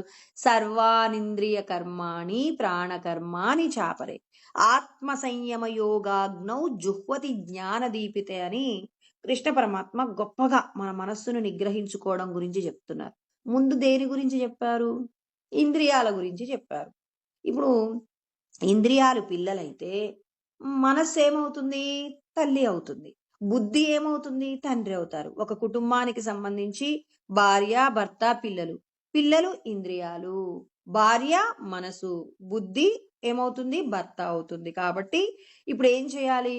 ఇప్పుడు ఈ మనస్సు అనేటటువంటి అమ్మాయిని మనం స్త్రీని సంస్కరించాలి. ఎలా సంస్కరించాలి? ఇప్పుడు ఈ పెళ్ళైనటువంటి అమ్మాయికి ఏమంటారు? వివాహానికి పూర్వము ఎక్కడైతే పెరిగిందో అన్నీ భగవంతుడు డిజైన్ చేసి పెట్టాడండి. ఎక్కడో ఎవరింట్లోనో పుట్టినటువంటి అమ్మాయి అక్కడ ఉన్నటువంటి తల్లిదండ్రుల చేత, అన్నదమ్ములు, అక్క చెల్లెళ్ళు, తమకంటూ ఉన్న బంధువులు, తమ అనుభవించే విషయ సుఖాలు అన్నీ ప్రత్యేకంగా ఉంటాయి. ఎక్కడో పుట్టినటువంటి పిల్లను ఎక్కడో ఉన్నటువంటి అబ్బాయికి ఎందుకు ఇచ్చి పెళ్లి చేస్తారు? ఎందుకు చేస్తారు అంటే మరి భగవంతుడి యొక్క నిర్ణయం ఏంటి? ఇక్కడ నువ్వు పుట్టింటిలో అనుభవించినటువంటి ఎవరెవరితో అయితే ఏ సాంగత్యాన్ని కలిగి ఉన్నావో అవన్నీ మరచిపోయి కొత్తగా నీ భర్తకు సంబంధించినటువంటి కుటుంబంలో ఉన్న వాళ్లతో నువ్వు పాలు నీళ్ల వలె కలిసిపోయి ఆ కుటుంబం యొక్క అభ్యున్నతికి నువ్వు ఏం చేయాలి? నిరంతరం ప్రయత్నం చేసేటటువంటి విషయం ఎందుకు భగవంతుడు ఏర్పాటు చేశాడు? ఎందుకండి భగవంతుడికి ఏమవసరం అంటే, మీరందరూ కూడా ఈ దేహ సంబంధమైన విషయాలతో జీవిస్తుంటారు. ఈ దేహ సంబంధమైన విషయాలు మీరు కాదు, ఈ దేహంలో మీరున్నారు. మీకోసం మీరేం చేయాలి? దేహ సంబంధమైనటువంటి విషయాలలో ఏం చేయాలి?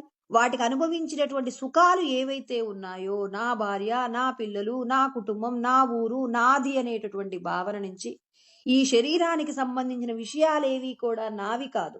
పెళ్ళైనటువంటి అమ్మాయి ఎలా అయితే మరి ఆ పుట్టింటికి సంబంధించిన విషయాలు ఒక్కొక్కటిగా ఎలా అయితే పెళ్ళైన కొత్తలో ఏం చేస్తారు? అందుకే కదండి ఆషాఢ మాసం అనేది ఎందుకు వస్తుంది అంటే, మరి పుట్టింటి పెళ్ళైన తర్వాత ఒక్కసారిగా అత్తగారింటికి వచ్చిన తర్వాత ఆ అమ్మాయి ఆ అత్తగారి కుటుంబంలో ఉన్న విషయాలతో కాస్త కలిసిపోవడంలో కొంచెం ఇబ్బంది పడుతుంటే, మళ్ళీ కొద్ది రోజుల పాటు ఆ తల్లిదండ్రులు, అక్కడ ఉన్నటువంటి విషయాలు, అక్కడ ఉన్న వాళ్లతో మళ్ళీ సంతోషంగా గడుపుతూ ఇది నాది జీవితం కాదు అంటే మళ్ళీ పుట్టింటికి వెళ్ళిన తర్వాత మారుతుందండి. ఇప్పుడు పెళ్ళైన తర్వాత అత్తగారింటికి వస్తుంది, అక్కడ విషయాలన్నీ కొత్తగా ఉంటాయి.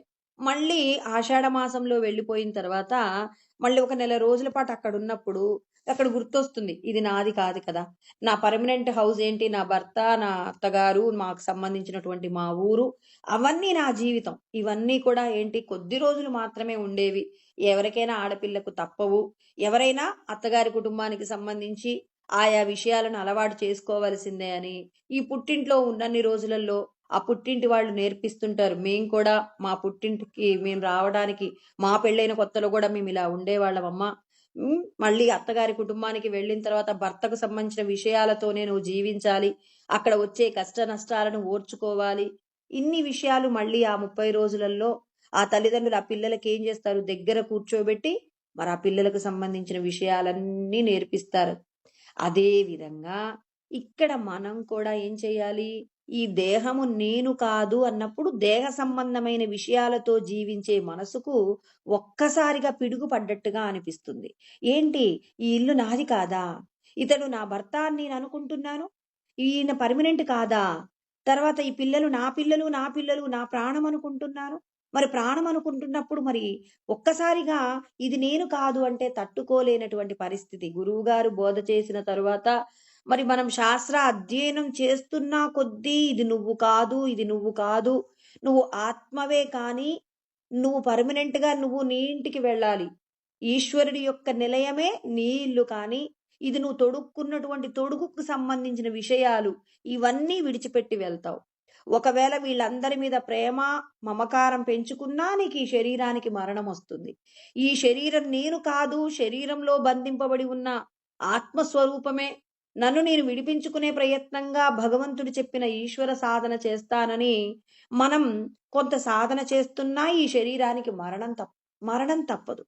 కానీ దేహ సంబంధమైనటువంటి వాళ్ళు నా వాళ్ళనే ప్రీతితో వెళ్ళిపోతే మాత్రం పశుపక్షాదుల జన్మను పొందవలసి ఉంటుంది. తిరియక్ అంటే వెన్నుపూస అడ్డంగా ఉన్నటువంటి జన్మలలోకి వెళ్ళిపోతామట. అలా కాకుండా ఈ దేహ బంధంలో నుంచి విడిపడడం కోసం నీవు ఏం చేయాలి? శరీరము చేత మనసు చేత మనం ఏం చేయాలి? దైవ సంబంధమైనటువంటి కార్యాలు అంటే పరులకు ఉపకారం జరిగేటటువంటి కార్యాలు చేస్తున్నామనుకోండి. ఆ కార్యాలు చేస్తున్నప్పుడు భగవంతుడు ఏమంటారు? నేహాభిక్రమనాశోస్తి ప్రత్యవాయో న విద్యతే స్వల్పమప్యస్య ధర్మస్య త్రాయతే మహతో భయాతని ఆల్రెడీ మనం చెప్పుకున్నాం 2వ అధ్యాయం 40వ శ్లోకంలో. మీరు నన్ను తెలుసుకోవడానికి అంటే మిమ్మల్ని మీరు ఆత్మగా సచ్చిదానంద ఆత్మగా మిమ్మల్ని మీరు పునరుద్ధరించుకునే ప్రయత్నం చేస్తున్నప్పుడు మీరు చేసిన చిన్న ప్రయత్నం ఇతరులకు ఏదో మంచి మాట చెప్పారు, ఆ మాట యొక్క ఫలితం కోరుకోలేదు. దేవుడా మీరు ఈ పని చెప్పారు, నేను చేశాను, నాకే ఫలితం వద్దని, ఇది నా బాధ్యత అని మనం ఒక పని చేశామనుకోండి, ఇది నా కర్తవ్యం. ఎక్కడైనా చెప్పారా కృష్ణ పరమాత్మ? పరులకు ఉపకారం చేయడం నా కర్తవ్యం, నా కుటుంబాన్ని నేను పోషించుకోవడం నా కర్తవ్యం అంటాం. కానీ లోకానికి ఉపకారం చేయడం అనేది నా కర్తవ్యం అని ఎక్కడైనా కృష్ణ పరమాత్మ చెప్పారంటే చెప్పారండి. 18వ అధ్యాయంలో సూటిగా, అంటే అన్ని శ్లోకాలలో కూడా పరమాత్మ నీవు పరుల కోసమే శ్రమించవలసి ఉంటుంది, పరులకు చేసిన ఉపకారమే నీ శ్రేయస్సని అన్ని శ్లోకాల అర్థము అదే ఉంటుంది. కానీ ఇంకా అర్థం కాదేమోనని ఇంకా డైరెక్ట్ గా చెప్పారు. ఇప్పుడు నా కుటుంబము, నా భర్త, నా పిల్లలు, నాది అనేటటువంటి భావన ఉంటుంది కదండి. అదే విధంగా ఇప్పుడు ఈ భావనలో నుంచి భగవంతుడు ఏం చేస్తున్నాడు? లోకాన్ని కూడా నీకు బిడ్డగా చేసేస్తున్నాడు.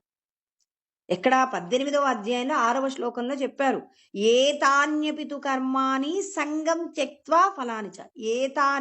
ఏతాని అంటే ఏ కర్మలు? యజ్ఞ దాన తపకర్మ నత్యాజ్యం కార్యమేవ తత్. యజ్ఞము దానము తపస్సు ఖచ్చితంగా చేయాలి. చేస్తే ఏమవుతుంది? యజ్ఞోదానం తపశ్చైవ పావనాని మనీషిణం. అంటే మనస్సులో నా కుటుంబం ఏదైనా సంపాదించింది నా కుటుంబం మాత్రమే అనుభవించాలనేటటువంటి ఆలోచన నుండి అందరూ అనుభవించాలనేటటువంటి ఆలోచనకు పెంచే ప్రయత్నం అన్నమాట. ఇప్పుడు ఎప్పుడు నా కుటుంబం కోసం వండుకునే నాకు పశుపక్షాదులకు కూడా భోజనం పెట్టాలి. అలా పెట్టినటువంటి భోజనం నువ్వు తెలిసో తెలియకో చేసిన పాపప కర్మల యొక్క ప్రాయశ్చిత్త కర్మ ఇతరులకు పెట్టిందన్నప్పుడు కొంచెం భయం కలిగింది. అయ్యో నేను పాపాలు కూడా చేస్తుంటానా? ఎందుకు చెయ్యవు నువ్వు? అన్నం వండుకుంటున్నావు, వండుకునేటప్పుడు ఎన్నో ప్రాణులు చనిపోతాయి. ఆహారం ఒడ్లు తయారవడానికి ఎన్ని ప్రాణులు చనిపోతున్నాయి? మరి ఇలా ఎన్నో రకాలైనటువంటి విషయాలు, ఇల్లు ఉడుస్తున్నాం, రకరకాలైన మన శ్వాస పీలుస్తున్నప్పుడు ఆ ముక్కులోకి ఎన్నో రకాలైనటువంటి చిన్న చిన్న సూక్ష్మమైన ప్రాణులు పోతున్నాయి. అక్కడ ఉన్నటువంటి ఆ ముక్కు యందు ఉన్నటువంటి ఏవైతే రోమాలు ఉంటాయో వాటి యందు చిక్కుకొని ఎన్నో ప్రాణులు చనిపోతున్నాయి. అంటే మన యొక్క మనుగడ సాగించడానికి ఎన్నో ప్రాణులు ఆహుతైతే మనం జీవిస్తున్నాం. మరి ఈ పాపం ఎలా పోగొట్టుకుంటాం? యజ్ఞయాగాదులు చేయాలి. యజ్ఞయాగాదులు అంటే ఏంటి? నువ్వు వండుకున్న అన్నాన్ని వండుకునేటప్పుడు నీ కోసం కాకుండా కొన్ని ప్రాణులకు కూడా కొంత ఆహారం వండుతున్నావు అంటే ఇక్కడ ఏమవుతుంది? నీ కోసమే కాదు, ఇంకో కొన్ని ప్రాణులకు కూడా నువ్వు ఆహారం వండుతున్నావు అన్నప్పుడు నీ మనస్సులో నా కుటుంబము నేనే బాగుండాలనే దాని నుంచి నీ యొక్క పరిధి ఏమైంది? కొన్ని ప్రాణులకు విస్తరించబడింది. తర్వాత ఇంకా అంతటా భగవంతుడున్నాడు. అందరికీ మనం ఎంతో కొంత సహాయం చేసినప్పుడు అప్పుడు ఏమవుతుంది? ఎవరికైనా ఏదైనా చేసినప్పుడు ఏం కోరుకోవాలంటున్నాడు? అఫలాకాంక్షి బిర్యజ్ఞం. యజ్ఞం చేసినా, దానం చేసినా, ఏ పని చేసినా, తపస్సు చేసినా, ఎవరైనా బాగుండాలని మనసులో అనుకున్నా, తర్వాత మనం మాట్లాడే మాటలు ఎవరికైనా సంతోషాన్ని ఇవ్వాలని మాట్లాడినా, మనం ఈ శరీరంతో ఎవరికైనా ఏదైనా దానం చేసినా, ఏదో ఒక చిన్న సహాయం చేసినా, అన్నింటి యందు ఫలితం కోరుకోకుండా చక్కగా మనం ఏం చేయాలి? ఇది నా బాధ్యత, కర్తవ్యానీతి మే పార్థ, ఇది నా బాధ్యత అని మనం తెలుసుకొని ఇతరుల యొక్క శ్రేయస్సు కోసం మనం గనక కష్టపడుతూ ఉంటే అప్పుడు ఏమవుతుంది? అది నీ యొక్క స్వలాభం అండి. నిజంగా మన యొక్క శ్రేయస్సు అని కృష్ణ పరమాత్మ చెప్పారు. అందుకే ఏమంటున్నారు? నీ మనసు యందున్నటువంటి విషయాలలో మలిన సంస్కారాలున్నాయి. అందుకే మనసు యందు ఏమున్నాయి? ఇక్కడ 2 రకాలైనటువంటి వాసనలున్నాయి. మలినమైనవి, శుద్ధమైనవి. అందుకే మనసా ద్విధా ప్రోక్తం అంటాడు. అంటే మనసు 2 రకాలుగా ఉంటుందట. ఆ మనసు యందు 2 రకాల వాసనలున్నాయట. అందులో ఏమేమున్నాయి? వాసన ద్విధా ప్రోక్త అంటారు. వాసనలు 2 రకాలు మనసు యందు. మలిన, తర్వాత శుద్ధ తదా అంటారు. మలినమైనవి, శుద్ధమైనవి అని చెప్పేసి 2 రకాలుంటాయి. మరి అందులో మలినమైన వాసనలుంటే మలినో జన్మహేతుః అంటాడనమాట. అంటే జన్మనో హేతుః అంటే మళ్ళీ మళ్ళీ జన్మలు రావడానికి మన మనస్సు యందు ఉన్న మలినాలు. ఏమున్నాయి మలినాలు? నీళ్లల్లో మరి రకరకాలైనటువంటి ఏదైనా మలినాలు ఉన్నాయనుకోండి, మురికి ఉందనుకోండి నీళ్లలో, అవి నీళ్లు తాగుతామా? ఆ నీళ్ళని ఏం చేస్తాం? శుభ్రపరచుకుంటాం. అప్పుడు ఏం చేస్తాం మనం? వాటిలో చిల్లగింజలు వేసామనుకోండి, ఆ నీటిలో ఉన్నటువంటి మట్టంతా కూడా అడుక్కుపోయి పైకి స్వచ్ఛమైనటువంటి నీరు వస్తుందండి. దాని గురించి శంకరాచార్యులు వారు చెప్తారు. ఏమంటారు అంటే, అజ్ఞాన కలుషం జీవం జ్ఞానాభ్యాస వినిర్మలం కృత్వా జ్ఞానం స్వయం నశ్యే జలం కతుకరేణువతని ఆత్మబోధలో చెప్తారనమాట. కృష్ణ పరమాత్మ చక్కటి మాట చెప్తారు. ఏమంటారంటే, మీరందరూ కూడా ఏం చేస్తున్నారు? ఈ దేహ సంబంధమైనటువంటి విషయాలలో పొరపాట్లు చేస్తూ ఉంటారు. అజ్ఞానము చేత ఈ దేహమే నేను నేను నేను అనుకుంటుంటామండి మనం అందరం. అలా అనుకుంటూ నేను నా కుటుంబమే బాగుండాలని వండుకున్న దాన్ని పిల్లలకు పెట్టుకొని, తర్వాత మిగిలిన దాన్ని సాయంత్రం మళ్ళీ పిల్లలకు పెట్టుకొని, మళ్ళీ మిగిలిపోతే మనమే తిని ఇదంతా చేస్తుంటాం. మలినాలతో ఉంటుంది. ఇప్పుడు చూడండి, అజ్ఞాన కలుషం జీవం జ్ఞానాభ్యాస వినిర్మలం. జ్ఞానాన్ని అజ్ఞానము చేత ఈ దేహమే నేను అనుకుంటూ ఇతరులకు ఏమీ ఇవ్వడానికి ఇష్టపడకుండా, ఒక మాట సహాయం కానివ్వండి, ఎవరికైనా ఏదైనా ఏదో ఒక మంచి చేయడానికి మనం వెళ్లకుండా ఉంటున్నాము అంటే మనందరిలో ఈ దేహమే నేననేటటువంటి అజ్ఞానం ఉంది. ఇదే మురికి. ఈ మురికిని మనం ఎలా పోగొట్టుకోవాలి? జ్ఞానం అనేటటువంటి దానిని అభ్యాసం చేశామనుకోండి, వినిర్మలం అంటే ఏమవుతుంది? ఈ మురికంతా పోతుందండి.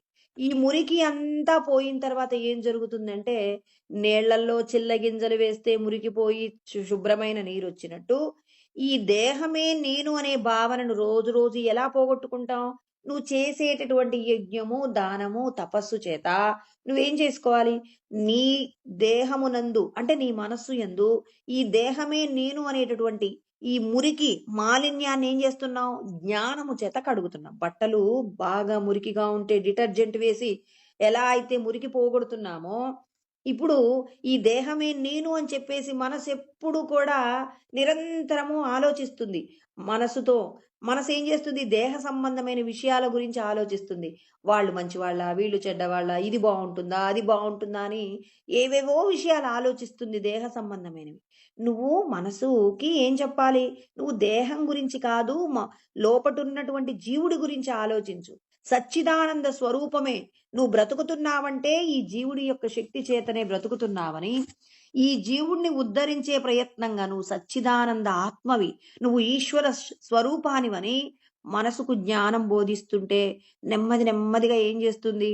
దేహ సంబంధమైన భార్యా బిడ్డలకు సంబంధించిన విషయాలన్నీ చేస్తుంది. కానీ భగవత్ ప్రసాదం నాకు ఈ భర్త, భగవత్ ప్రసాదం ఈ పిల్లలు, భగవత్ ప్రసాదం నేను తినే భోజనం, భగవత్ ప్రసాదం నా ఉద్యోగం, ఈశ్వరుడి ప్రసాదం అంటున్నప్పుడు, ఓ నేనేమీ చెయ్యట్లేదా? నేనేదైనా తింటున్నానంటే ఈశ్వరుడు అనుగ్రహం చేస్తేనే తింటానా? నాన్నెవరైనా తిట్టారంటే ఈశ్వరుడు పర్మిషన్ ఇచ్చారా? ఇలా ప్రతి విషయంలో ఈశ్వరుడి యొక్క ప్రమేయాన్ని తీసుకొచ్చి పెట్టామనుకోండి, ఇప్పుడు ఈ మలిన వాసనలన్నీ ఏమవుతాయి? పోతాయండి. అంటే దేహ సంబంధమైన విషయాల నుంచి ఒక్కొక్కటిగా విడిపడతామన్నమాట. ఇలా విడిపడ్డ తర్వాత ఇప్పుడు ఏమవుతుంది? శుద్ధమైనటువంటి వాసనలు ఉంటాయి. ఇప్పుడు ఈ శుద్ధమైన వాసనలు ఏంటి? నేను ఈ దేహం కాదు, నేను సచ్చిదానంద స్వరూపము అన్నప్పుడు మనం ఏం చేస్తాం? ఇక్కడ పారమార్థ వృక్షానికి నీళ్లు పోయాలి. మనం ఒక చెట్టుకు నీళ్లు పోస్తే అదేమవుతుంది పెరిగి పెద్దవుతుంది, గొప్పదైన ఫలాలిస్తుంది. మీరు ఏ చెట్టుకు నీళ్లు పోస్తే ఆ చెట్టు ఫలాలొచ్చినట్టు, నేను ఈ దేహమే అనే వృక్షానికి మీరు నీళ్లు పోస్తారా అజ్ఞానము చేత? జ్ఞానం, ఈశ్వరుడి యొక్క జ్ఞానం తెలుసుకొని పరమార్థ అంటే పరమార్థ వృక్షానికి అంటే గొప్పదైనటువంటి ప్రయోజనాన్ని, అంటే గొప్పదైన ప్రయోజనం ఏముంటుంది? సంతోషమండి. మనం ఎంత అనుభవించినా తరిగిపోయినటువంటి ఆనందాన్ని ఇచ్చేటటువంటి పరమార్థ వృక్షానికి గనక మనం నీళ్లు పోస్తే, అంటే మీ మనస్సు అనేటటువంటి క్షేత్రంలో ఏం చేస్తారు? జ్ఞానముతో కూడినటువంటి పరమార్థమనే వృక్షానికి ఏం చేయాలి? మీరు నీళ్లు పోయండి. అలా నీళ్లు పోస్తే ఏమవుతుంది? ఆ వృక్షము మీకేమిస్తుంది? ఫలాలిస్తుంది. ఎలాంటి ఫలితం ఇస్తుంది?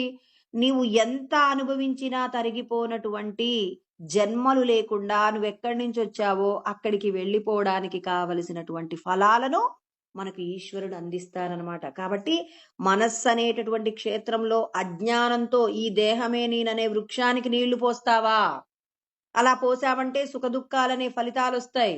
ఈ జ్ఞానముతో ఈ మనస్సు యందు పరమార్థ వృక్షానికి గనక నీళ్లు పోసావా ఆనందం అనేటటువంటి ఫలాలను ఇస్తుందని చెప్పేసి, ఎవరైతే దేహ సంబంధమైనటువంటి కార్యాలను చేసేటప్పుడు ఈ వాసనలు పోగొట్టుకునే ప్రయత్నం, అంటే పూర్వజన్మలలో మనం ఏం చేయాలి? మనం ఏ ఏ విషయాల యందు అయితే ఇది సంతోషము, ఇది దుఃఖం అని చెప్పేసి మనం పోగు చేసుకున్న వాసనలు ఏం చేయాలి? జ్ఞానము చేత కడగాలి. అందుకే వాసనలు నాశనం కావాలి అంటే మనం ఏం చేయాలి? ఇక్కడ తత్వజ్ఞానాన్ని అధ్యయనం చేయాలి. అందుకే మొట్టమొదట తత్వజ్ఞానము అంటారు. 3 విషయాలు చెప్తే మనకు ఎలా ఉంటుందంటే, ఏదో చెప్పారు మనకు అర్థం కాలేదు అనుకుంటారు. అందుకే 3 విషయాలు శాస్త్రం చెప్తుంది. తత్వజ్ఞానము, వాసనాక్షయము, తర్వాత మనోనాశం. అమనస్కం రావాలంటే ఎలా వస్తుందండి? అమనస్క స్థితి మనకు రావాలి అనంటే, అమనస్కం అంటే ఇప్పుడు రాబోతున్నాం, అమనస్కం దగ్గరికి రాబోతున్నాం. ఇప్పుడు ఈ దేహమే నేను అనేటటువంటి మలినం పోవాలంటే నేనేం చేయాలి? తత్వజ్ఞానాన్ని అభ్యాసం చేయాలి. అంటే భగవంతుడి యొక్క గొప్పతనాన్ని తెలుసుకోవాలి. భగవత్ స్వరూపమే నేను అనే జ్ఞానం తెలుసుకున్న తర్వాత ఈ దేహ సంబంధమైన విషయాల మీద ఒక్కొక్క దాని మీద వ్యామోహం తగ్గించుకుంటూ పరులకు ఉపకారం చేసే ప్రయత్నంగా మన సంపదని, మనకున్నటువంటి ఏదైతే మనకు భగవంతుడిచ్చాడో ఇచ్చిన దాన్ని లోకం యొక్క క్షేమం కోసం ఖర్చు పెడుతున్నప్పుడు ఏమవుతుంది? ఇతరుల యొక్క మంచిని చూసి మనం నవ్వగలుగుతున్నాం. ఇతరుల యొక్క దుఃఖాన్ని చూసి మన కళ్ళల్లో దుఃఖం వస్తుంది. ఈ స్థితి వచ్చిందా లేదా గమనించుకోవాలి ఎవరికి వాళ్ళు. అవతలి వాడు నవ్వుతున్నాడు, ఆ నవ్వులో మనం కూడా పాలు పంచుకోవాలి. అవతలి వాడు ఏడుస్తున్నాడు, వాడి యొక్క దుఃఖం తెలుసుకొని వాడి దుఃఖం పోగొట్టేందుకు మన వలన ఏదైనా చిన్న సహాయం చేయగలుగుతామేమో ఆలోచించి, అతని దుఃఖానికి నీ కళ్ళల్లో కూడా నీళ్ళొస్తుంటే అప్పుడేమవుతుంది? నీ యొక్క మనస్సు యందు ఉన్నటువంటి వాళ్ళు మంచివాళ్ళు, వీళ్ళు చెడ్డవాళ్ళనే ఆలోచన పోతుంది. చెడ్డవాడు, నీకు ఇష్టం లేని వాడు ఏడుస్తున్నా వాడి దుఃఖాన్ని చూసి మీరు ఏడుస్తున్నారనుకోండి, మీకు మంచి చెడు అనేటటువంటి, అంటే వీళ్ళు మంచివాళ్ళు వీళ్ళు చెడ్డవాళ్ళనే ఆలోచన పోయింది. అందరిలో భగవంతుణ్ణి చూస్తున్నారు. అంటే ఇప్పుడు మనమందరం అజ్ఞానం అనే వృక్షాన్ని పెంచామనుకోండి, ఈ దేహమే నేననుకున్నామనుకోండి, వీడు గొప్ప కులం వాడు, వీడు తక్కువ కులం వాడు, వీడు మంచివాడు, వీడు చెడ్డవాడు అంటాం. ఇప్పుడు వీడు వాడు అనే దాన్ని వదిలేసి ఇప్పుడు ఏం చేస్తున్నాం?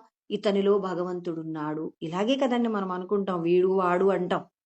ఎప్పుడైతే భగవంతుడి యొక్క పెళ్లి కాకముందు అమ్మాయి ఎవడో వస్తాడు చేసుకుంటాను అని అంటుందండి. పెళ్ళైన తర్వాత ఎప్పుడైనా ఆ మాట అనగలుగుతుందా? ఎవరైనా సరదాగా వాళ్ళ ఫ్రెండ్స్ ఎవరైనా నువ్వు అప్పుడు అలా అనేదానివిగా అంటే, ఏదో తెలియక అన్నాంలే నోర్మోయ్, ఇప్పుడు మా ఆయన చాలా మంచివాడు నువ్వు అలా అనకు అంటుంది. అదే విధంగా భగవంతుడే అన్ని రూపాలలో ఉన్నారు అన్నప్పుడు మనం మాట తీరు మారిపోవాలి.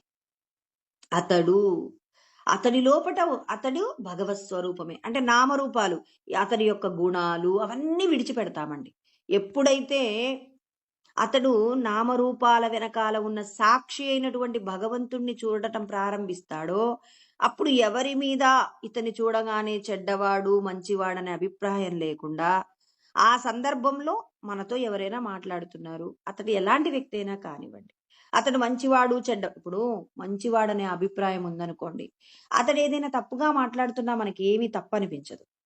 ఒక వ్యక్తి చెడ్డవాడు అని అనుకున్నాం అనుకోండి, ఆ వ్యక్తి ఏదైనా మంచి మాట్లాడుతున్నా వీడెప్పుడు ఇట్లాంటి మాటలే మాట్లాడతాడులే అనుకుంటాం.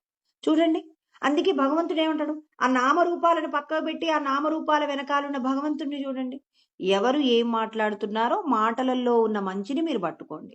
ఏదైనా మీకు నచ్చని మాట ఉందనుకోండి, దాన్ని విడిచిపెట్టండి. ఆయన చెడు మాట్లాడాడు, ఇతడు మంచి మాట్లాడాడు ఇయన్నీ వద్దు.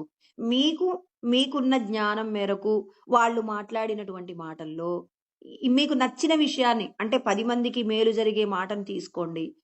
మేలు చేయలేనటువంటి మాట ఏదైనా ఉందనుకోండి, అతడు అజ్ఞానం అనుకోండి, విడిచిపెట్టండి. ఇలా మనల్నేం చేయాలి, సంస్కరించుకుంటూ పోతుంటే వాసనలు నశించుతాయి. అందరిలో దేవుణ్ణి చూస్తున్నప్పుడు ఇక సుఖదుఖం ఎందుకొస్తుంది? ఒక వస్తువు మీద రాగము, ఒక వస్తువు మీద ద్వేషం ఉన్నప్పుడే కదండీ! అలా వస్తుంది కాబట్టి రాగద్వేషాలు ఏమవుతున్నాయి? 2 పోతున్నాయండి. అలా 2 పోతూ ఉన్నాయి కాబట్టి ఇప్పుడేమవుతుంది? ఇక మనోనాశనం అవుతుంది. మనస్సులో ఒకరి మీద ప్రేమ లేదు, ఒకరి మీద ద్వేషం లేదు. భగవంతుడిని మాత్రమే చూస్తున్నాం. అమనస్కం అంటే మనస్సు దేహ సంబంధమైన విషయాల గురించిన ఆలోచన లేకుండా మనసు ఎక్కడి నుంచొచ్చిందో అక్కడికి వెళ్ళిపోతుంది. ఎక్కడి నుంచొచ్చింది? సచ్చిదానందమైన ఆత్మ నుంచి పుట్టింది. ఆత్మయందు లయమవుతుంది. అందుకే మనస్సు లేని స్థితి అంటే మనస్సు ఉంటుంది. ఎక్కడి నుంచి పుట్టిందో అక్కడికి వెళ్లి కూర్చుంటుంది. అలా కాకుండా ఎక్కడి నుంచొచ్చింది? పరమాత్మ నుంచొచ్చింది. మళ్ళీ ఎప్పుడూ మర్చిపోవద్దండి. ఎక్కడి నుంచొచ్చింది అంటే భగవంతుడి నుంచొచ్చిందని గ్యారంటీ ఏంటంటే ఈశ్వరుడు చెప్పారు. 15వ అధ్యాయం 7వ శ్లోకం ఎప్పుడూ గుర్తుండాలి. మమైవాంశో జీవలోకే జీవభూతః సనాతనః మనశ్శిష్టానింద్రియాని ప్రకృతిస్థాని కర్షతి. ప్రకృతిలో ఉన్న విషయాలను అనుభవించడానికి నేనే నా అంశకు సహాయంగా మనస్సుని, ఇంద్రియాలను ఇచ్చానని పరమాత్మ చెప్పబడినటువంటి మాట గుర్తుందనుకోండి. మనసు ఎక్కడి నుంచి పుట్టింది? ఈశ్వరుడిలో నుంచి పుట్టింది. ఈ మనస్సులోకి ఫస్ట్ ఇంద్రియాలు మనస్సులో లయమవుతాయి. అందుకే కదండి ఒక పద్ధతి ప్రకారం చెప్తున్నారు. ఫస్ట్ ఇంద్రియాలు నిగ్రహించండి, తర్వాత మనస్సును నిగ్రహించండి అంటున్నారు. ఇంద్రియాలు ఈ జీవుడు ఏది పెడితే అది తినాలి. కాబట్టి ఇంద్రియాలను నిగ్రహించాం. నిగ్రహించిన తర్వాత మనస్సు ఏం చేయాలి? ఈ దేహ సంబంధమైన విషయాలు కాకుండా ఆత్మకు సంబంధించిన విషయాల గురించి ఆలోచిస్తూ ఆత్మనే అంతటా చూస్తున్నప్పుడు అది ఎక్కడి నుంచి పుట్టిందో అక్కడికి వస్తుంది. కాబట్టి అమనస్కం మనస్సు లేనటువంటి స్థితి. ఇప్పుడు మనోనాశనం జరుగుతుంది. కాబట్టి ఇక్కడ ఏమైంది? ముందు వాసనలు తొలగాలి. వీళ్ళు మంచివాళ్ళు, వీళ్ళు చెడ్డవాళ్ళు, ఇది ఇష్టం, అది కష్టం అనే విషయాన్ని, ఇలాంటి వాసనలను విడిచిపెట్టి నువ్వేం చేయాలి? ఇక మనోనాశనం కలిగేలాగా నువ్వెక్కడి నుంచి వచ్చావో అక్కడికి వెళ్ళేలాగా చేయాలి. అందుకే ఆయన ఏం చెప్పాడు? సర్వానింద్రియ కర్మాణి ప్రాణకర్మాణి చాపరే. అంటే ఇక్కడ మనం ఏం చేస్తున్నాం? ఇంద్రియాలను నిగ్రహించుకున్న తర్వాత మనస్సును నిగ్రహించుకోవడానికి అన్ని ఇంద్రియాలండి, జ్ఞానేంద్రియాలను, ప్రాణేంద్రియాలను అన్నీ నిగ్రహించాలి. మరి ప్రాణాన్ని ఎలా నిగ్రహిస్తాం? తర్వాత శ్లోకంలో చెప్తారనమాట కృష్ణ పరమాత్మ. అపానమునందు ప్రాణవాయువుని, ప్రాణవాయువునందు అపానవాయువుని కూడా ఏం చేయాలి? మరి మీరు బంధించి ప్రాణాయామం చేసినప్పుడు మనస్సు ఏమవుతుంది? పరిగెత్తేటటువంటి మనసుకు కళ్ళెం. మనం ఒకరోజు చెప్పుకున్నాం. ఏమని చెప్పుకున్నామంటే కృష్ణ పరమాత్మ కూడా చిన్నప్పుడు చెప్పిన మాట వినకుండా వెళ్ళిపోతుంటే వాళ్ళ అమ్మగారు ఏం చేశారు? రోలుకు కట్టేశారు అనుకున్నాం. మన మనసును కూడా కంట్రోల్ చేయాలంటే ప్రాణాయామం చెయ్యాలి అని చెప్పేసి ప్రాణాయామం చెయ్యాలి. ఇంద్రియాలకేమో వ్రతముల ద్వారా, నియమముల ద్వారా, నిగ్రహము ద్వారా ఏం చేయాలి? మరి ఇంద్రియాలను నిగ్రహించాలని ముందే చెప్తూ ఇప్పుడు మనస్సును ఏం చేయాలి? జ్ఞానం అనేటటువంటి అగ్నిలో సమస్త కర్మలు దహనమయ్యేలాగా మనోనిగ్రహం అనేటటువంటి యోగాగ్నిలో మనం ఏం చేయాలి? సమస్తము మనం చేసిన కర్మ ఫలాలన్నీ వేయాలట. అంటే మనోనిగ్రహము ఎలా వస్తుంది? మరి మనోనిగ్రహం కలగాలి అంటే ఇప్పుడు మనం ఇప్పటి వరకు చెప్పబడినటువంటి విషయాలు, అంటే మనస్సును ఏం చేస్తున్నాం? ఈ భగవంతుడి యొక్క శక్తి చేత, అంటే నిరంతరం భగవంతుడి యొక్క గొప్పతనాన్ని తెలుసుకుంటూ భగవంతుడి మీద భక్తి కలిగి మనం ఏం చేయాలి? ఈ మనసులో ఉన్నటువంటి విషయ వాసనలు పోగొట్టాలి. మరి మనసులో ఉన్న విషయ వాసనలను పోగొట్టడం కుదురుతుందా? ఇప్పటి వరకు చెప్పుకుంది బాగుంది. ఏంటి? ఈ దేహ సంబంధమైనటువంటి నేను ఈ దేహం కాదు, దేహంలో ఉన్నటువంటి సచ్చిదానంద ఆత్మను నేను అని చెప్పేసి మనం అనుకుంటున్నాం కదా. మరి నువ్వు ఆత్మగా నిలబడాలంటే ఈ మనస్సుకు ఆత్మకు సంబంధించినటువంటి జ్ఞానం అందించాలి. ఇప్పటి వరకు మనం ఏం చెప్పామంటే దేహ సంబంధమైన విషయాలను ఎలా కంట్రోల్ చేయాలో నేర్చుకున్నాం. మరి ఇప్పుడు నువ్వు ఆత్మగా నిలబడటానికి నువ్వు మనస్సుకు ఎటువంటి జ్ఞానము అందిస్తే నువ్వు మరి భగవంతుడితో లయం కాగలవు. అంటే మన మనసు అంత తొందరగా నువ్వు దేహ సంబంధమైన విషయాలలో స్వార్థాన్ని విడిచిపెట్టు, కామ, క్రోధ, లోభ, మోహ, మద, మాత్సర్యాలు విడిచిపెట్టమంటే వింటుందా? వినదు. వినదు కాబట్టి ఇప్పుడు దీనికి ఏం చెప్పాలి? ఇప్పుడు భగవంతుడి యొక్క గొప్పతనం చెప్పాలి. భగవంతుడి గురించి నువ్వు భగవత్ సంబంధమైన విషయాలలో నీకున్నటువంటి ఏ భావన ఉంటే నువ్వు ఆత్మగా నిలబడిపోవడానికి నువ్వు స్థిరపడతావు, సిద్ధపడతావు అనే విషయం మళ్ళీ రేపటి రోజున ఈ శ్లోకాన్ని మళ్ళీ పొడిగిద్దామండి. భగవంతుడు మనకు కొన్ని ఉపాయాలు చెప్పారనమాట. ఎలా భగవత్ సంబంధమైన విషయాలలో మనం ఎలా ప్రవర్తిస్తే మనకు భగవంతుడు మన లోపటున్న అజ్ఞానాన్ని పోగొడతాడో, భగవంతుడి యొక్క పాత్ర ఏంటి అనేది కృష్ణ పరమాత్మ ఈ శ్లోకంలో ఎలా చెప్పారు, మరి ఎక్కడెక్కడి నుంచి ఆ విషయాలను తీసుకొని పరమాత్మ మనోనిగ్రహం అనే యోగాగ్ని గురించి చెప్పారో దాన్ని మనం మళ్ళీ రేపు తెలుసుకుందామండి. ఓం సహనావతు సహనౌ భునక్తు సహ వీర్యం కరవావహై తేజస్వినావధీతమస్తు మా విద్విషావహై. ఓం శాంతి శాంతి శాంతి. ఓం ఆప్యాయంతు మమాంగాని వాక్ ప్రాణచక్షుః శ్రోత్రమతో బలమింద్రియాణి చ సర్వాణి సర్వం బ్రహ్మోపనిషదమ్మా అహం బ్రహ్మ నిరాకుర్యామ్మా మా బ్రహ్మ నిరాకరణోద నిరాకరణమస్త్వ నిరాకరణం మే అస్తు తదాత్మని నిరతేయ ఉపనిషత్సు ధర్మాస్తే మయి సంతు తే మయి సంతు. ఓం శాంతి శాంతి శాంతి. హరి ఓం.